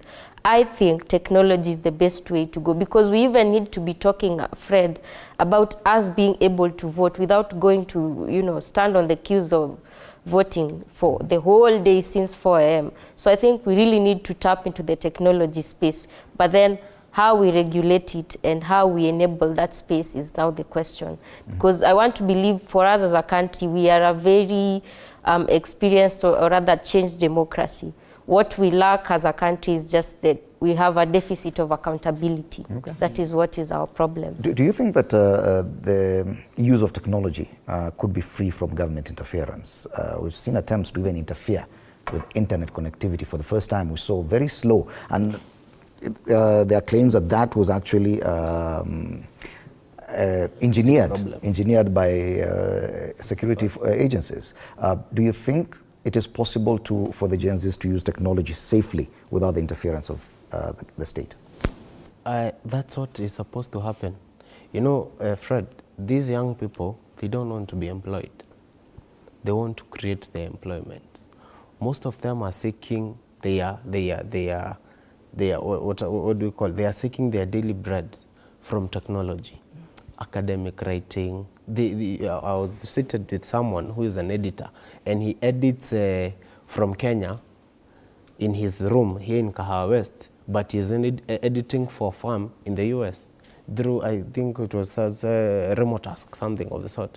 There are so many websites that create employment to these young people, but now the same government want to tax these people. There are so many people earning from Facebook, from TikTok, from, we cannot do, going forward, technology is the way, and we cannot have a government that wants to tax a new way for the young people, and where they are the majority. They have been able to run the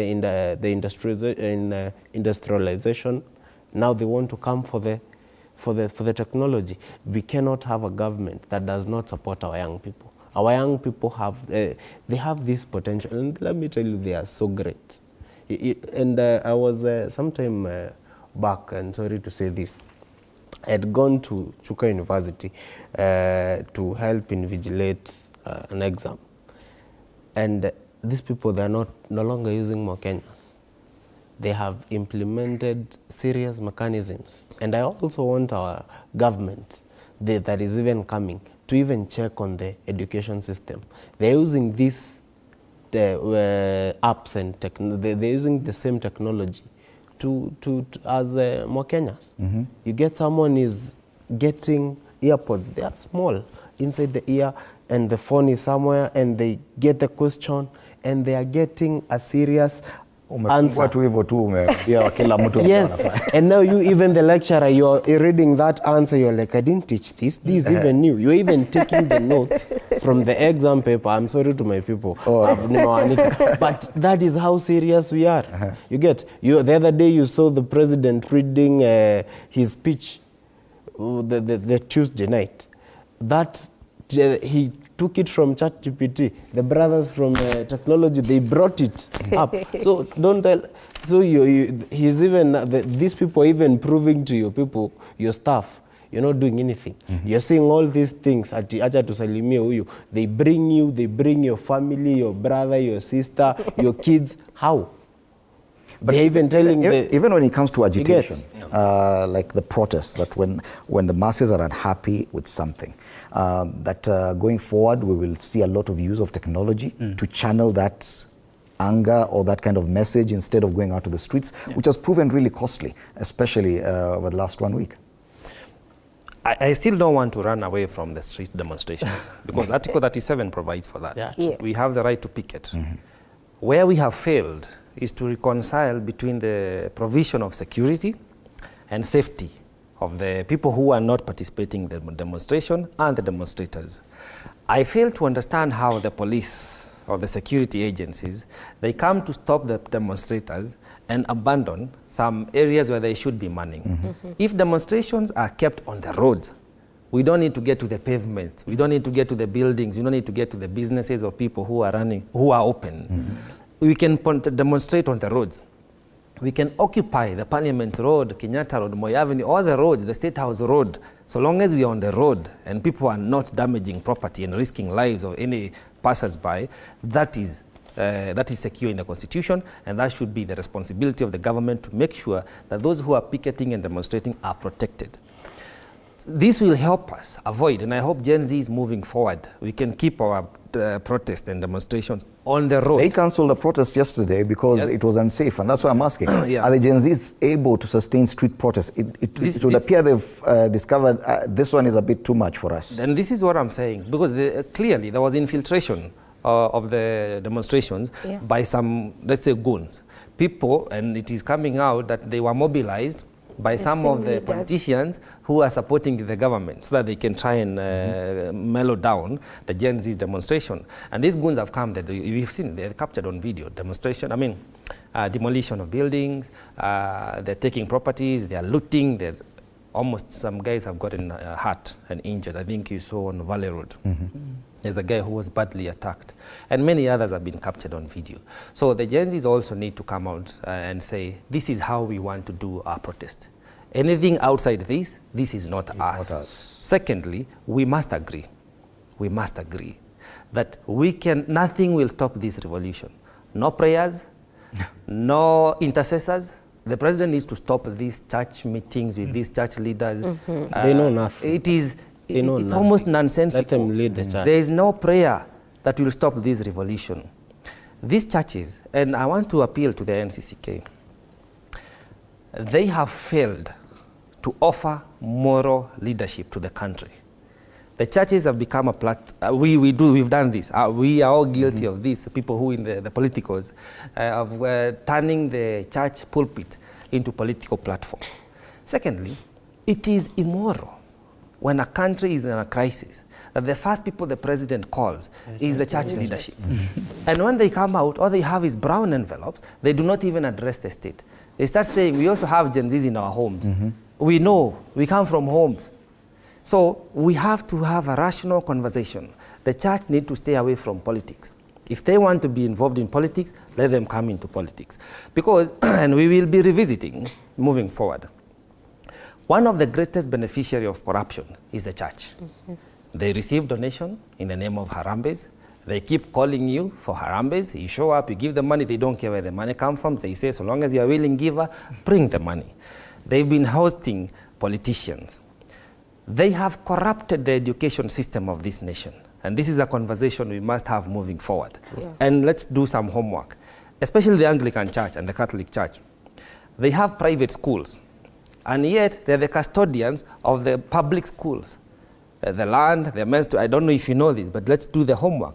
They're supposed to be the mentors of all the public schools that we have in our villages. But you go and you'll find every church has a private school that is flourishing. But the public school that they're supposed to be mentoring, that they're supposed to be sponsoring, has no toilets, has no teachers, they're in business, and they do not pay tax. They need to start paying tax. The church needs to start paying tax, and the president needs to come out clear. It's a whole new conversation. And let me throw another spanner in the works. Every Sunday, our security agencies are mobilized to go and man churches. Because whatever, maybe they are collecting a lot of tithes. Is this not misuse of our power? What is the church trying to say? So this is a conversation we must have. Like I said, when the president comes out today, we Kenyans, we have ideas, we have questions, we have suggestions to solutions. He must be willing to listen. And secondly, he must come out clearly. Not, talk is cheap. He must come out, like my panelists are saying, with a clear plan of action. And what is he executing today? We will need to hear clarion calls. He should have executed something before he showed up. Yes. But going forward in as far as the approach by the Generation Z that we're talking about, because these earlier generations are more used to going out and engaging with the police, protesting over and over until they get the change they need. But with the Gen Z, you saw how quickly they retreated, especially after the infiltration of their protests, otherwise peaceful protests. Can they really sustain that going forward? Yes, they retrieve because they're intelligent people, right? They don't want to undermine the credibility because the goons entering the protest is undermining the credibility of the Gen Zs, because that's what they, this is not what they plan, to loot and burn businesses. So that's what they retrieve. And they will come back with full force. Sometimes still back to the streets. They will come back with full force because, sometimes you have to take a step back and jump further. Now, this will depend a lot on how the president will respond. What are the actions he's going to bring? What is the protection he's going to give to the Gen Z and assurance? If this approach through technology works, it could deter further protests. Is that what you're saying? I am definitely saying that, This is, it will definitely do that. It will, because we are dealing with the learned generation that somehow the literature books we were learning in school somehow instigated the civic awareness and the civic duty towards bad leadership and governance. The Akina Mstahiki Meya books that we read for literature, they were instilling somehow in a way the civic awareness that we are seeing. So you're actually dealing with people who have read about this and they are very ready. They're trained. So as you know, he says, whether the president does or whether we go back to the streets or not, it will depend with whatever action the government takes first. And the first action that I've expected for them to do is they've never done it. They are still not acknowledging the deaths by the police. They are still, you know, the CS for Interior was on live TV yesterday saying that they are sure of 25, while we have 41 in number deaths. So they cannot even acknowledge these deaths by even confirming the total number. Themselves, they are compromised in the communication. The president comes to tell us that we failed. So if you failed, what are you still doing in office? Okay. Yeah. Yes. And Fred, we love our country. That's why we retreated. And I love you, my brother, but I cannot be fighting for you and at the same time, I'm fighting you. You get? I cannot be fighting for the freedom of our economy. At the same time, I'm coming to fight the economy. That is why we retreated. We, from the word go, our goal was clear. And I can clearly tell you without fear of contradiction, no protester, peaceful protester looted.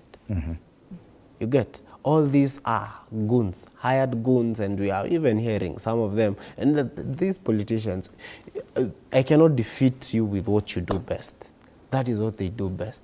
And that is why we were able to retreat, because they are best. Do you see the young people going back to the streets anytime in the future? If the president does not address our issues, my guy, we are going back, and this time bigger, better, with even bigger numbers. We were 35 counties, we'll be 47, even in Turkana. You have never had a demonstration. Even the Maasais, you saw what happened in Narok on Sunday. People are tired, man. And this is something that is happening globally.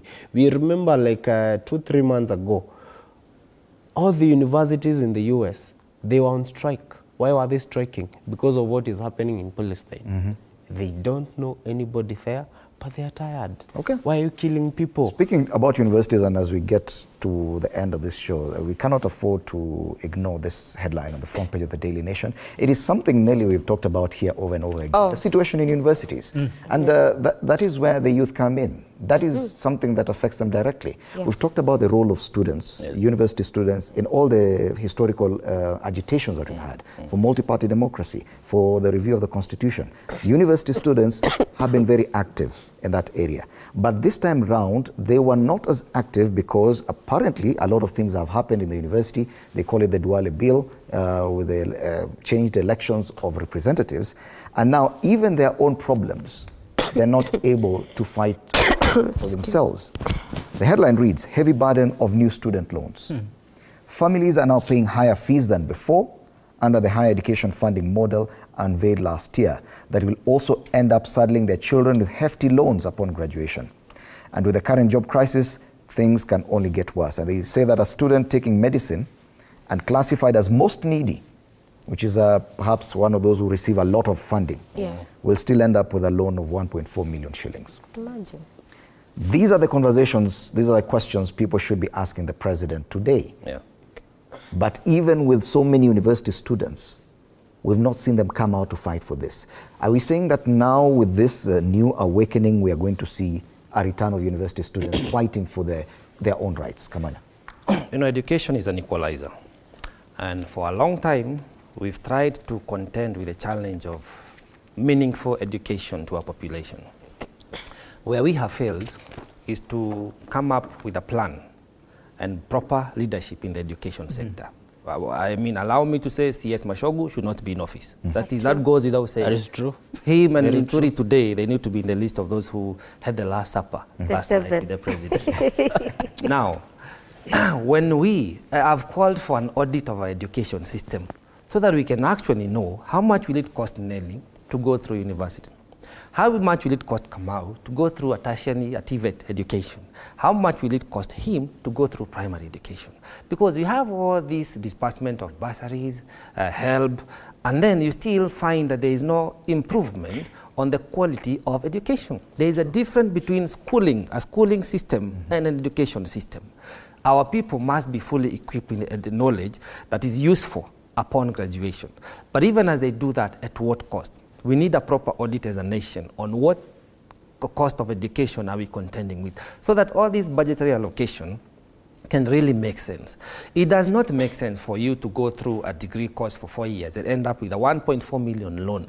When your first job, you're going to be paid 25,000, 30,000. How long will it take you to? This new funding model, Nelly, is a direct product of this administration. Yes. It came into effect last year. We talked about this here on this panel. Yeah, I remember. Perhaps one of the biggest pressure points for Kenyan youth. How come this is not the conversation we're having at a time when the generation is really agitated? And I think now that is where our focus needs to head, because if it's something that has been kept under the radar for quite some time, then this energy and voice that we have, I think now for those of us who can be able to access this Generation Z, we need to tell them and let them know that the education sector, we are killing it. And I want to bring in a different issue coming from what we discussed last year when it was introduced. And I want to bring in the hand of IMF in this, because last year when the government came to give us this option of the new model funding, and before I give my point, most of the people in leadership today are beneficiaries of the free education, the education system that my colleague panelist is saying. They are beneficiaries of that. So they were able to get free education to get to where they are now. But then now, because they've had what they've had, they want to kill this sector for future generations. So we are saying that we will not also sit quiet while we face this injustice, while we see the future of education being killed. And now coming back to my point of the IMF, the new model funding came in from the IMF as a proposed structural adjustment by the government when it was trying to introduce the new tax policy and measures. So I'm still seeing the hand of IMF in our affairs.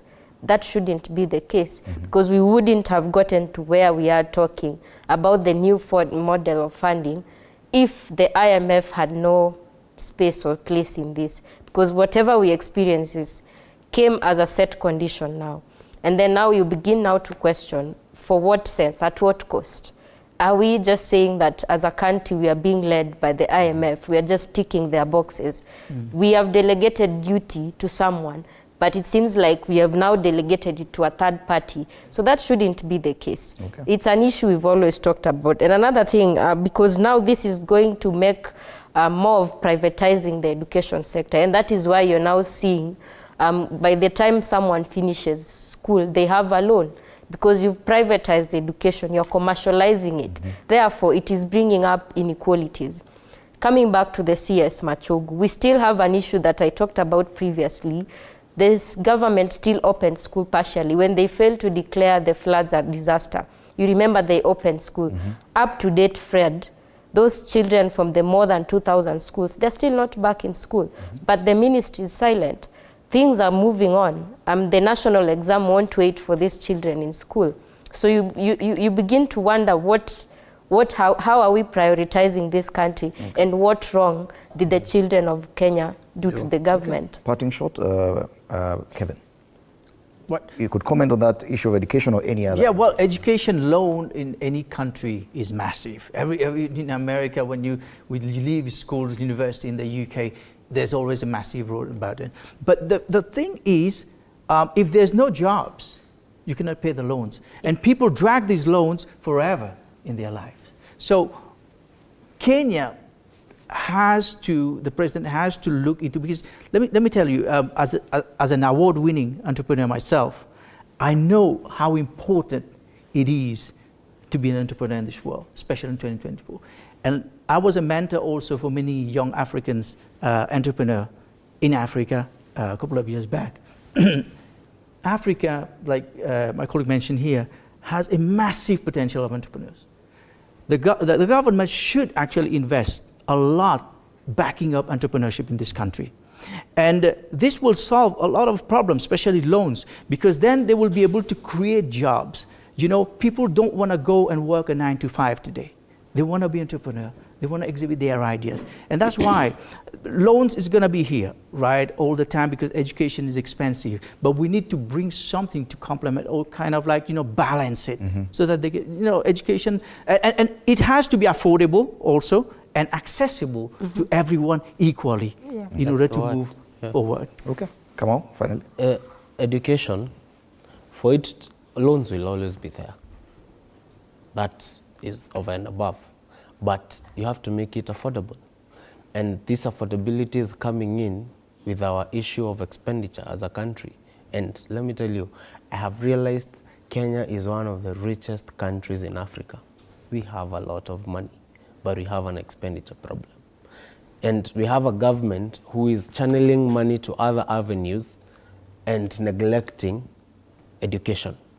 They're neglecting food for education, for our young people, for our kids, and neglecting money to our universities.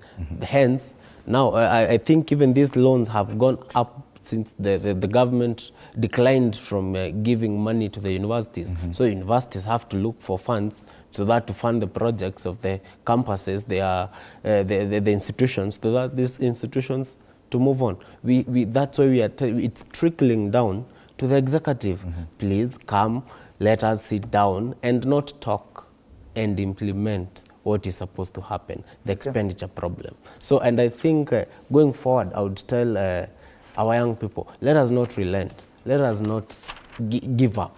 No retreat, no surrender. This is our country, this is our motherland. We will fight for it. And this is what the spirit of let me call it reincarnation, has come up. And we are going to fight again what was fought by our forefathers. No retreat, no surrender. A very brief parting shot. Yeah? Briefly, I'll say, the issues of capitation and education needs to be revisited. And if the president today is not ready to come and address matters public policy, talk is cheap, don't show up for the meeting. It's going to be messy. We love this country, we are willing to protect it and work with whichever administration is here to serve the people. It's about progress, peace and economy. Finally. Anyone else? Just something very quickly here is, you know, Kenya is a diverse society, very diverse society. And I want to invite, like, you know, I don't know what's going to happen today in the meeting afternoon. If there is more protest, peaceful protest that we've been doing, I want to invite all communities to participate. It's not just certain people, only certain people. There's Chinese, the Indians, there's Muzungu, everyone lives in this land. If everyone loves this country, they should go on the street as well and participate. And not only certain communities. Everyone should join hands. I hope we're not going to get there based on the meeting. But when the day comes. When us come to us, man. Okay, Nelly, anything to add? Just the last one. I think we need now, we've come to the realization as a country that we must be civic aware for us to, you know, get to know what happens to our livelihoods. And this is why we keep on telling the people out there listening to us that the politics of the day, you really need to follow up what is going on, because whether you're there directly, it's still going to affect your livelihood. So what we are now saying is that we need to come to the realization as a country that we all need to rise to the occasion. Let us not leave it for the leaders. Let us not leave it for the Gen Z, because this fight is not just about Gen Z. We are fighting for Kenya, and we cannot afford to just sit and watch when we're experiencing injustices. So a time has come where we are now giving our leaders also a benefit of doubt, and a time has also come for us to put pressure on the leadership of the day, because if they are to deliver and they seem to be reluctant, then maybe the pressure will make them work. Okay. Thank you. Thank you so much, Nelly Chepkemoi, public policy practitioner, Kevin Inderson Bisesa, political analyst, Josephat Kamanya, political analyst, and Kamau Wambio, Chair, Kiambu Youth Caucus, our panelists this morning, as we take a look at the state of the nation, the big headlines, big discussions, and today, of course, with a special focus on the youth perspective. This has been State of the Nation. A lot more coming up on Morning Cafe after the break. Remember, it is a Feel Good Friday, so miondoko lazima hapa na pale. My name is Fred Indimuli. Good morning.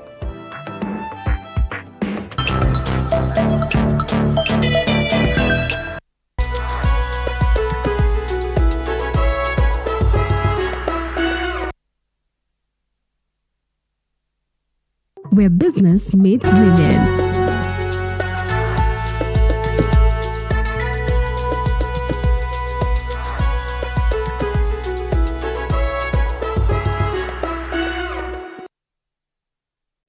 Kila kiongozi ana hadithi yake ya kipekee. Wazazi wangu walikuwa bit strict kwa sababu mamangu mwenyewe, mimi kutoka kuzaliwa sijailala nje. The white small one, huyo ana sniff gunpowder na risasi na bomb.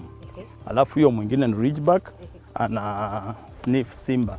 Even the employees knows that. So when in the boardroom is the chairman, the CEO, and the rest of. At what point are you a wife? The minute you get to that inside that door, you become now the wife. Na kila maamuzi wanayoyafanya hufichua mengi kuhusu utu wao na uongozi wao. We see God blessing us, and we now realize the power of giving also has to be rewarded back. Kupitia kipindi Mfahamu Kiongozi, tunakuletea mahojiano ya kusisimua na uchambuzi wa kina kuhusu viongozi wetu. Pick your core business as the bigger stones. Put them in your diary first. Give priority the bigger things. Usikose kila Alhamis saa 1:30 jioni.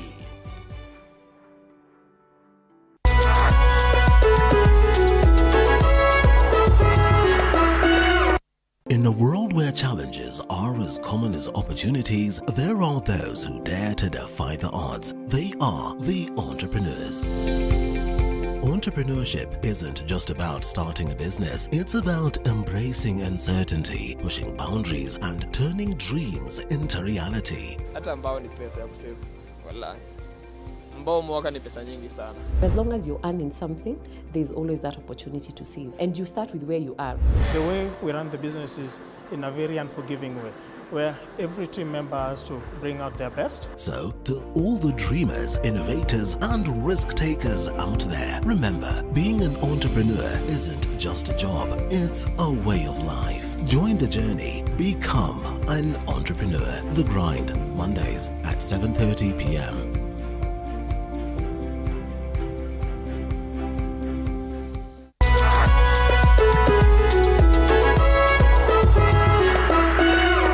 Here on Beyond the Limit, we celebrate the extraordinary achievements of individuals who redefine possibilities. In a journey of resilience and determination, these individuals demonstrate that limitations are merely stepping stones to greatness.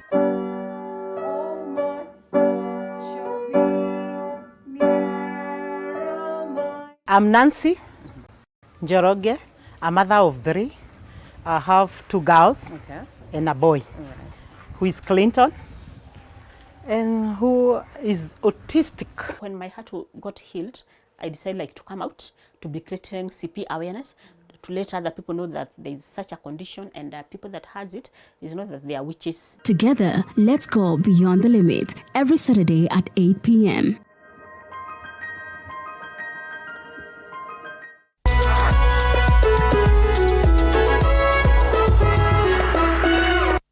Welcome to The Realtor, where we take you on an exciting journey from bare land to dream home. Step 1. Finding the perfect plot. We explore location, size, and potential. Next, construction begins. Witness the foundation being laid, walls rising, and rooms taking shape. Step 3. Electricity matters. We delve into wiring, switches, and smart home tech. Step 4. From paint choices to fixtures, it's all about aesthetics. Step 5. It's time to get the right furniture. Finally, the big day. Time to move in and create memories. Join us on the journey to making homes a reality on The Realtor, Tuesdays 6:30.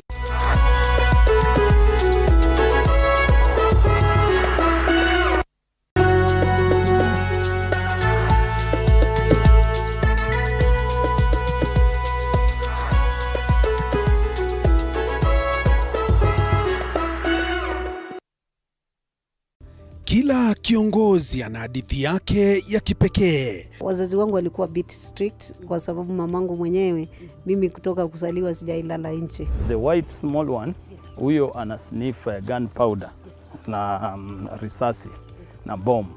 Alafu huyo mwingine ni ridgeback ana sniff simba. Even the employees knows that. So when in the boardroom is the chairman, the CEO, and the rest At of... what point are you a wife?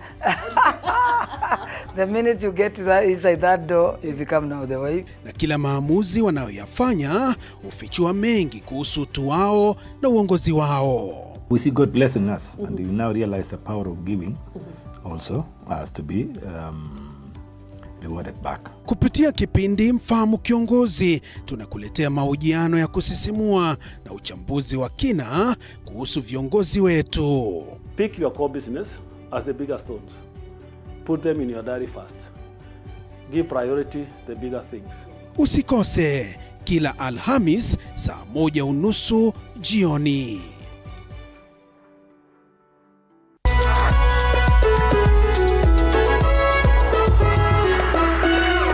In a world where challenges are as common as opportunities, there are those who dare to defy the odds. They are the entrepreneurs. Entrepreneurship isn't just about starting a business, it's about embracing uncertainty, pushing boundaries and turning dreams into reality. Hata ambao ni pesa ya kusave, wallahi. Mbao mwaka ni pesa nyingi sana. As long as you're earning something, there's always that opportunity to save. And you start with where you are. The way we run the business is in a very unforgiving way, where every team member has to bring out their best. So, to all the dreamers, innovators, and risk takers out there, remember, being an entrepreneur isn't just a job, it's a way of life. Stanley Ringita. It's a Friday, and a Feel Good Friday coming your way later on. Right now, though, we discuss something that really touches many Kenyans, land and the whole land investment. It reaches a point in life that you start having this conversation, but then you wonder, how do you get into this kind of a space? And today we're joined by a gentleman who actually understands this bit for many years on end, the CEO of Optiven Limited, Dr. George Washuri. Karibu sana. Thank you, I appreciate it. And good to have you. So even before we really begin, the whole matters of land investments, someone is maybe seeing Optiven even for the first time, they may be seeing you for the first time. Quick intro of who is Dr. Washuri and what Optiven does. Well, fantastic. I'm so happy to be here this morning. And yes, my name is Dr. George Washuri, and I'm an entrepreneur, I'm a philanthropist, I'm also an author. I've authored 3 books, and these books, I use them for mentorship. And Optiven has been there for the last 24 years. By the grace of God, we'll be celebrating 25 years by August this year. And we are very thankful. And we say that our job is to be the champions of socio-economic transformation. Actually, we say that we don't sell plots, we don't sell land. Our business is to empower people economically and socially. And as I say, socially, we run a foundation whereby we support the less fortunate. We have a scholarship program for our students. We have big programs for the girls and also a program for senior citizens.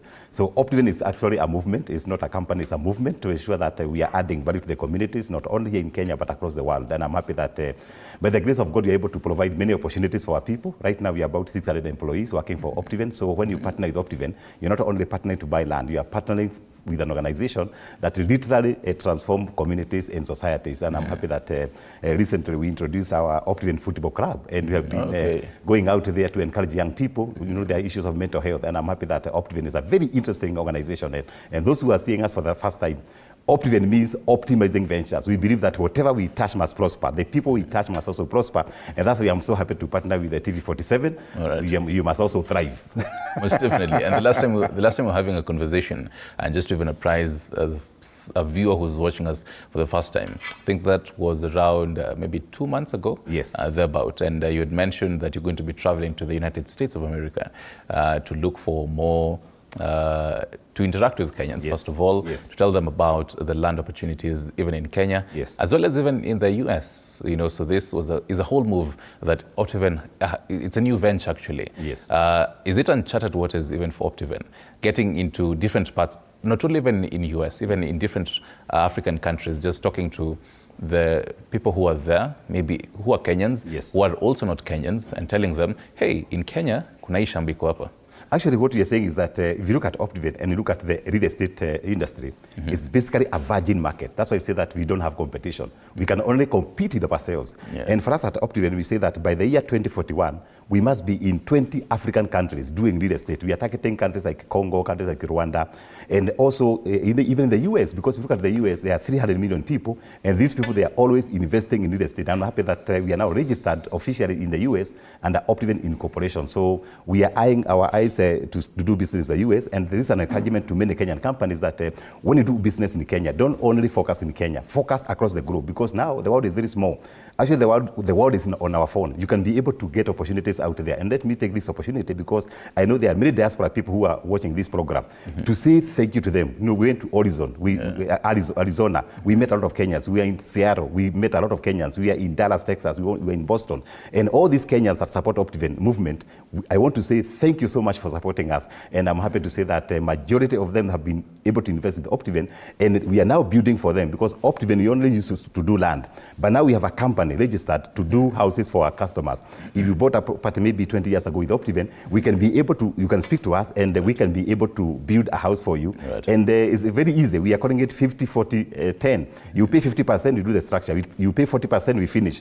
You pay 10%, we hand over the key. And it's so easy, because you are sure that Optiven, the quality of work is epic. And we have hired the best of the best. You know, Kenya, they're very good, competent people. So if you are there, maybe you bought a property with Optiven 10 years ago, 5 years ago, 3 years ago, and you're wondering, nani atanijengea? Optiven is now here for you. We can be able to walk the journey with you, and we even have people who are financing. If you want to be financed, the same construction, you can be financed. Right now, we are only doing houses in our own projects, because in the past 24 years, we have done over 100 projects. So we are now developing, massaging the customers who trusted Optiven first when we were very small, and now we have grown, become a bigger brand. Maybe by the grace of God, another 3, 4, 5 years, we are now going to build other sites. And I'm happy that Optiven is a real deal.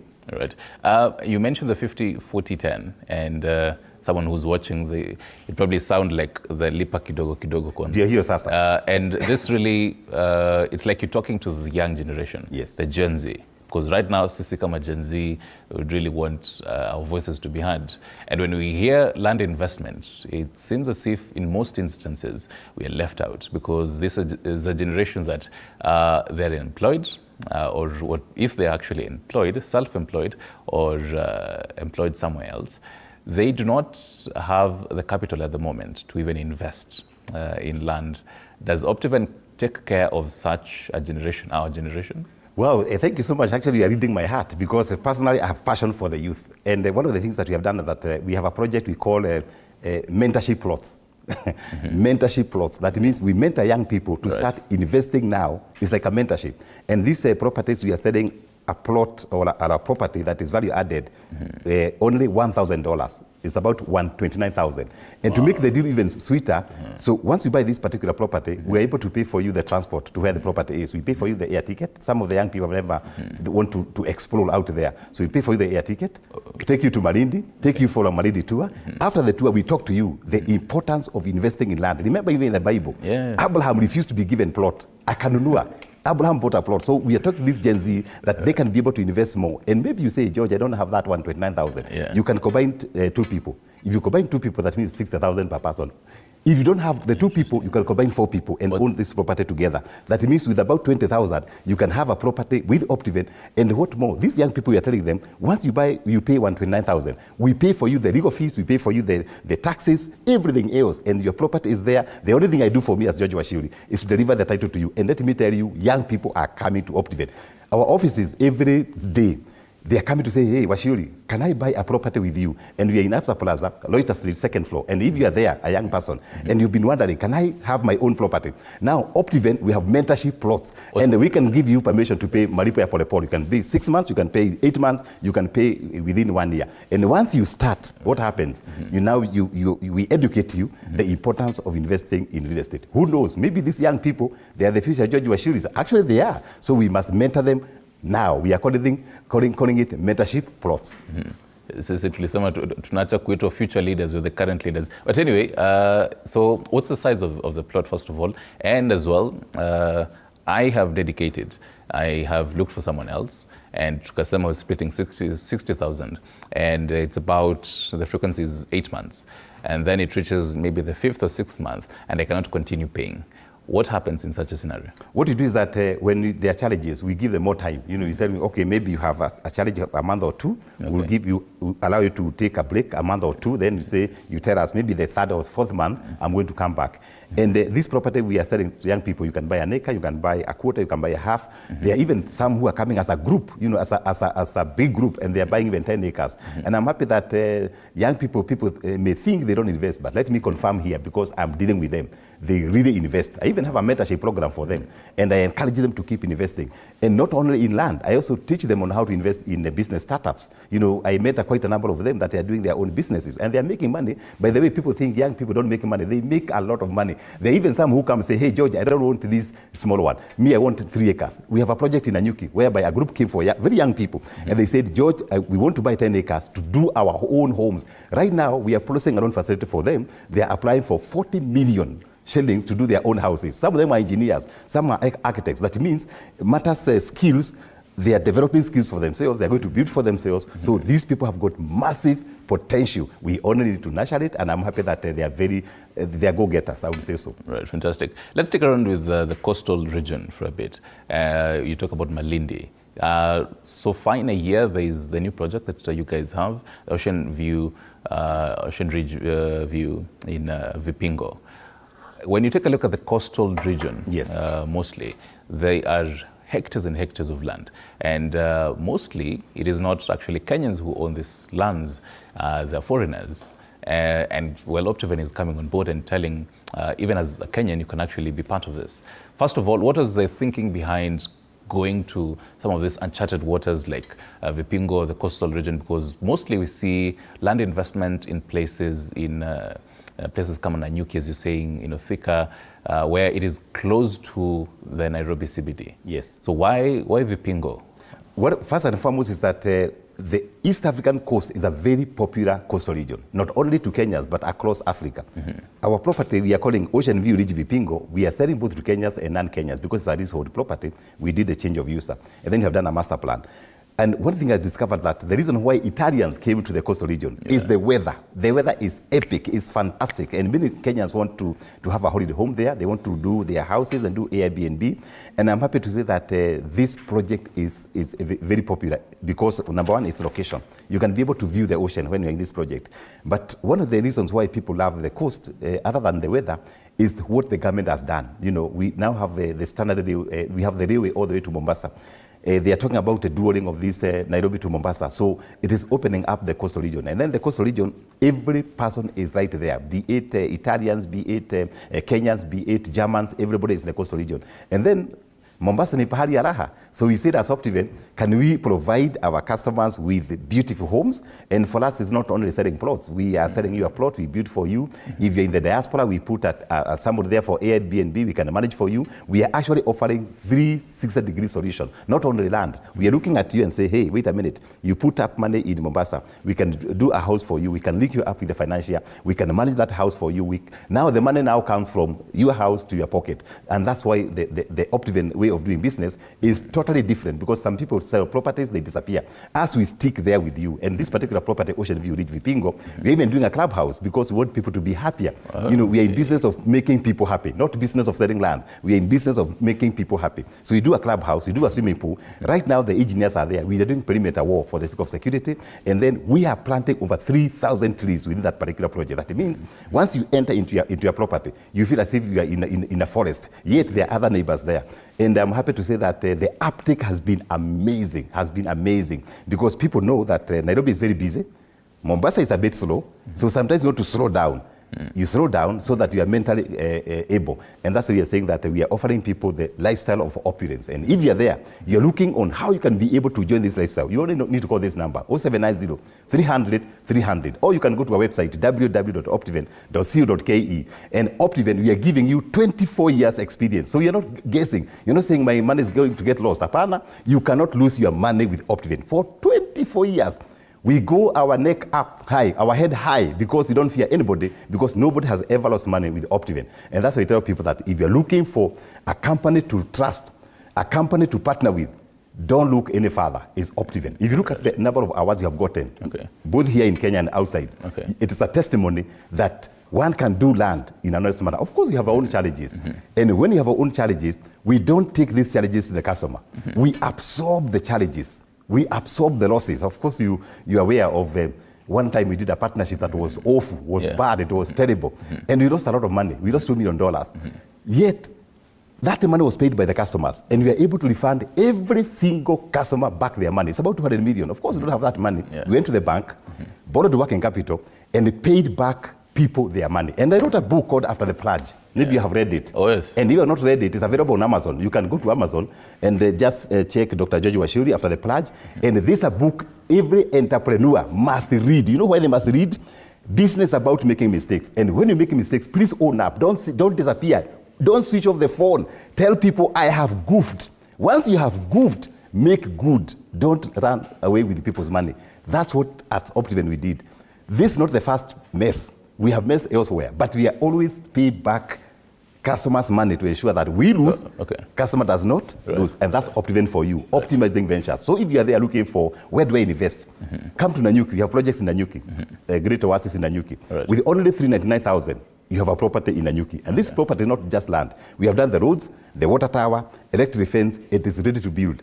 You're looking for Nakuru. We have a beautiful, beautiful property in Nakuru. It's called Ushidi Gardens. Only 18 minutes from Nakuru city.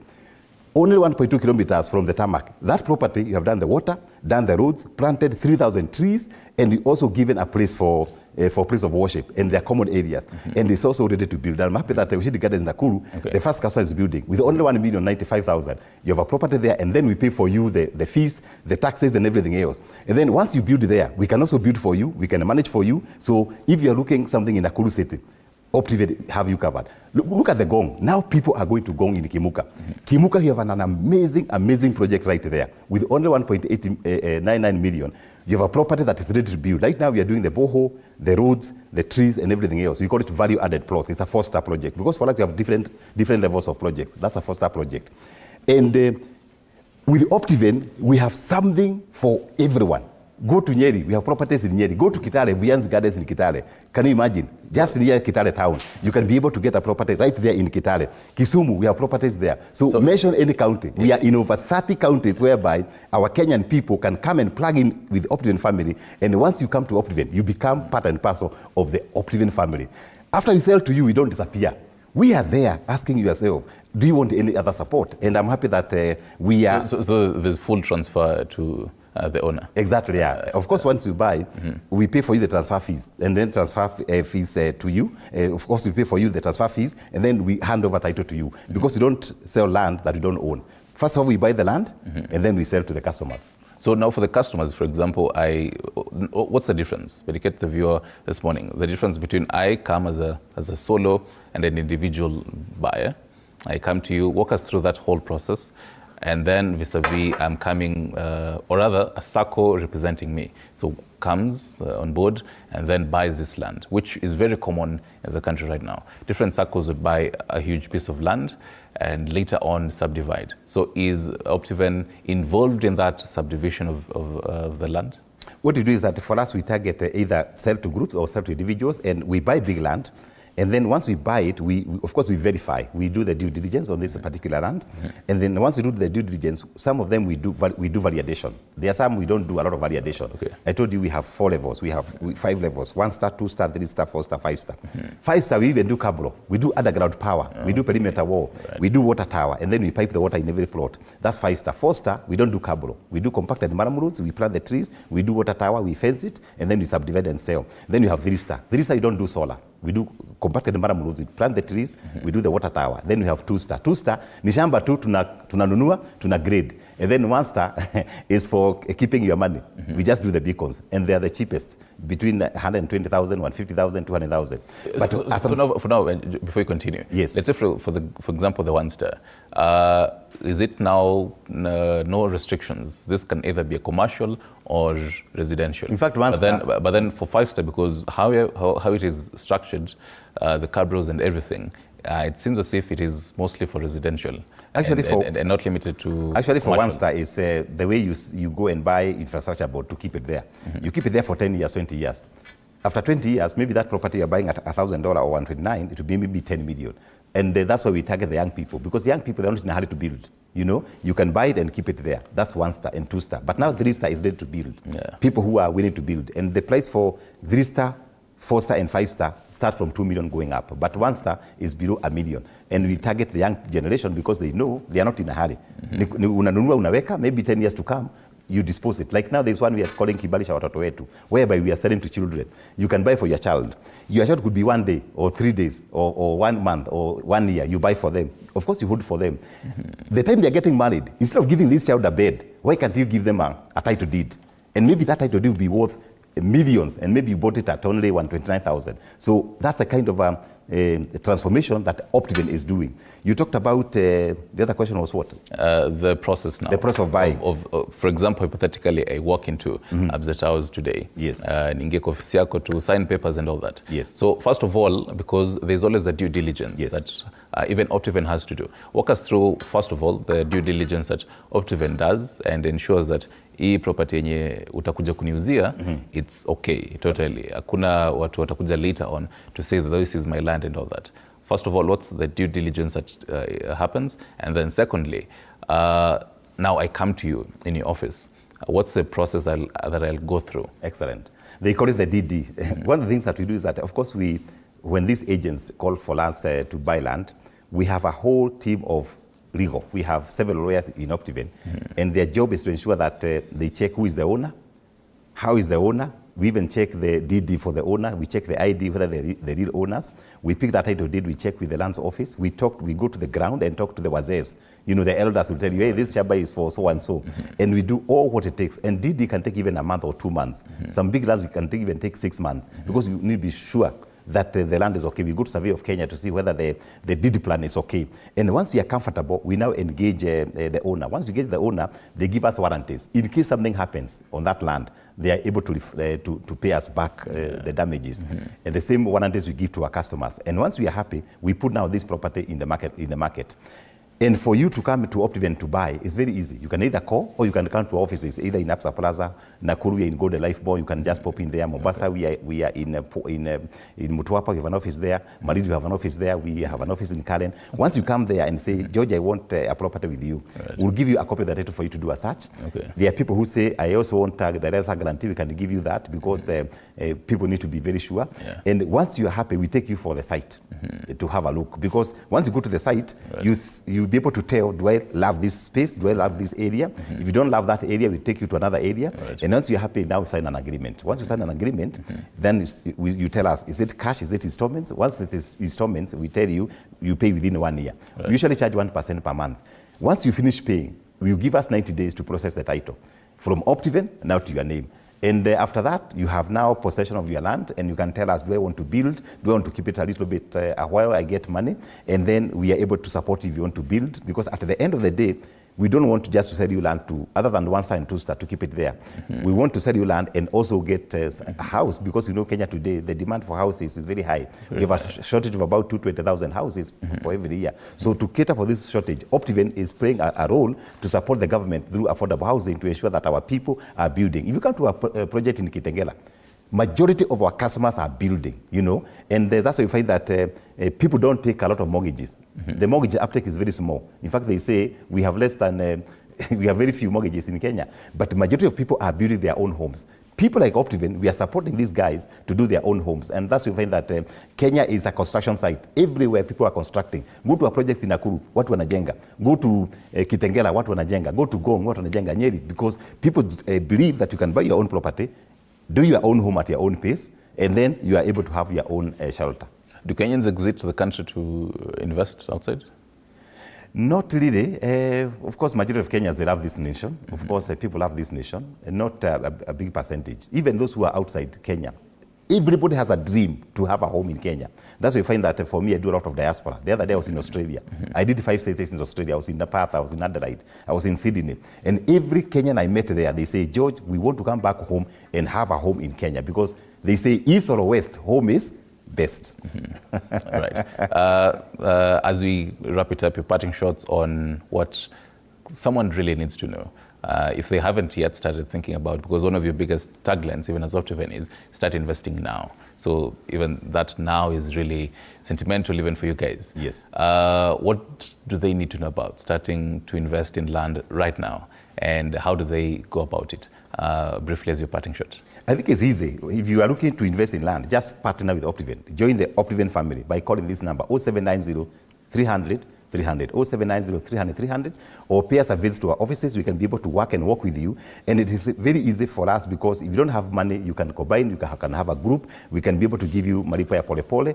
If you want to have this property immediately, we have partners that we partner with. We have banks that are financing our projects. And I want to assure people who are watching us that with Optiven, you cannot lose your money. Your money is safe. And I'm so happy that we have many testimonials. Many people have come to Optiven and they have bought their own properties. Right now, we have about 15,000 people who have bought properties with us. So if you're there, you can check us on our pages, www.optiven.co.ke, or you can follow us on Optiven Limited, or you can follow me, George Washiri. You can follow me there. And other than doing land, we also do a lot of mentorship for business people. I have a mentorship program called Dr. Washiri School of Mentorship. We mentor business people because at the end of the day, the people to create opportunities is entrepreneurs. So I met these entrepreneurs to expand their businesses, not only selling land. And if you're out there, you want to expand. This is one of the manuals that I tell people, you must read this manual, how to start small and build an empire. So we still have a huge opportunity in Kenya and Africa, that Kenya is virgin, Africa is virgin. It's not time to lose hope. It's a time to keep going and build this nation. Hii nchi ni yetu, lazima tuijenge. And Optiven, we are leading from the front. Most definitely. Yes. A question that is not related to land. What is your one music genre that you'd want a DJ to play for you? The what? Any music suggestion? Christian or? Yeah, whichever. Okay. Or DJ will play. 11th hour. 11th hour. Betty Bayo, I love it. Sawa. Yes. DJ Granite amepata hiyo. And that's just a cue that Feel Good Friday is coming your way. Thank you very much. Doctor, he's recently actually awarded an honorary doctorate. George Washiri, thank you very much. The CEO of Optiven, as well as the chair of Optiven Foundation. Yes. Thank you very much for your words. I hope you've learned a thing or two about land investment right here in Kenya. Yo maguta, make sure that you mepatia moja. Coming up, Feel Good Friday with DJ Granite and the 1s and 2s, 3s and 4s, Wheels of Steel. Bansi and I will be making sure that your Feel Good Friday inaanza vizuri and your weekend starts in a very fantastic way. Send in your requests, your music requests. Washure Shaya sema yake, so tuambie yako ni gani. 22047 is our SMS number. 0793-267-279 is our WhatsApp number. We'll be opening our phone call lines later on. 07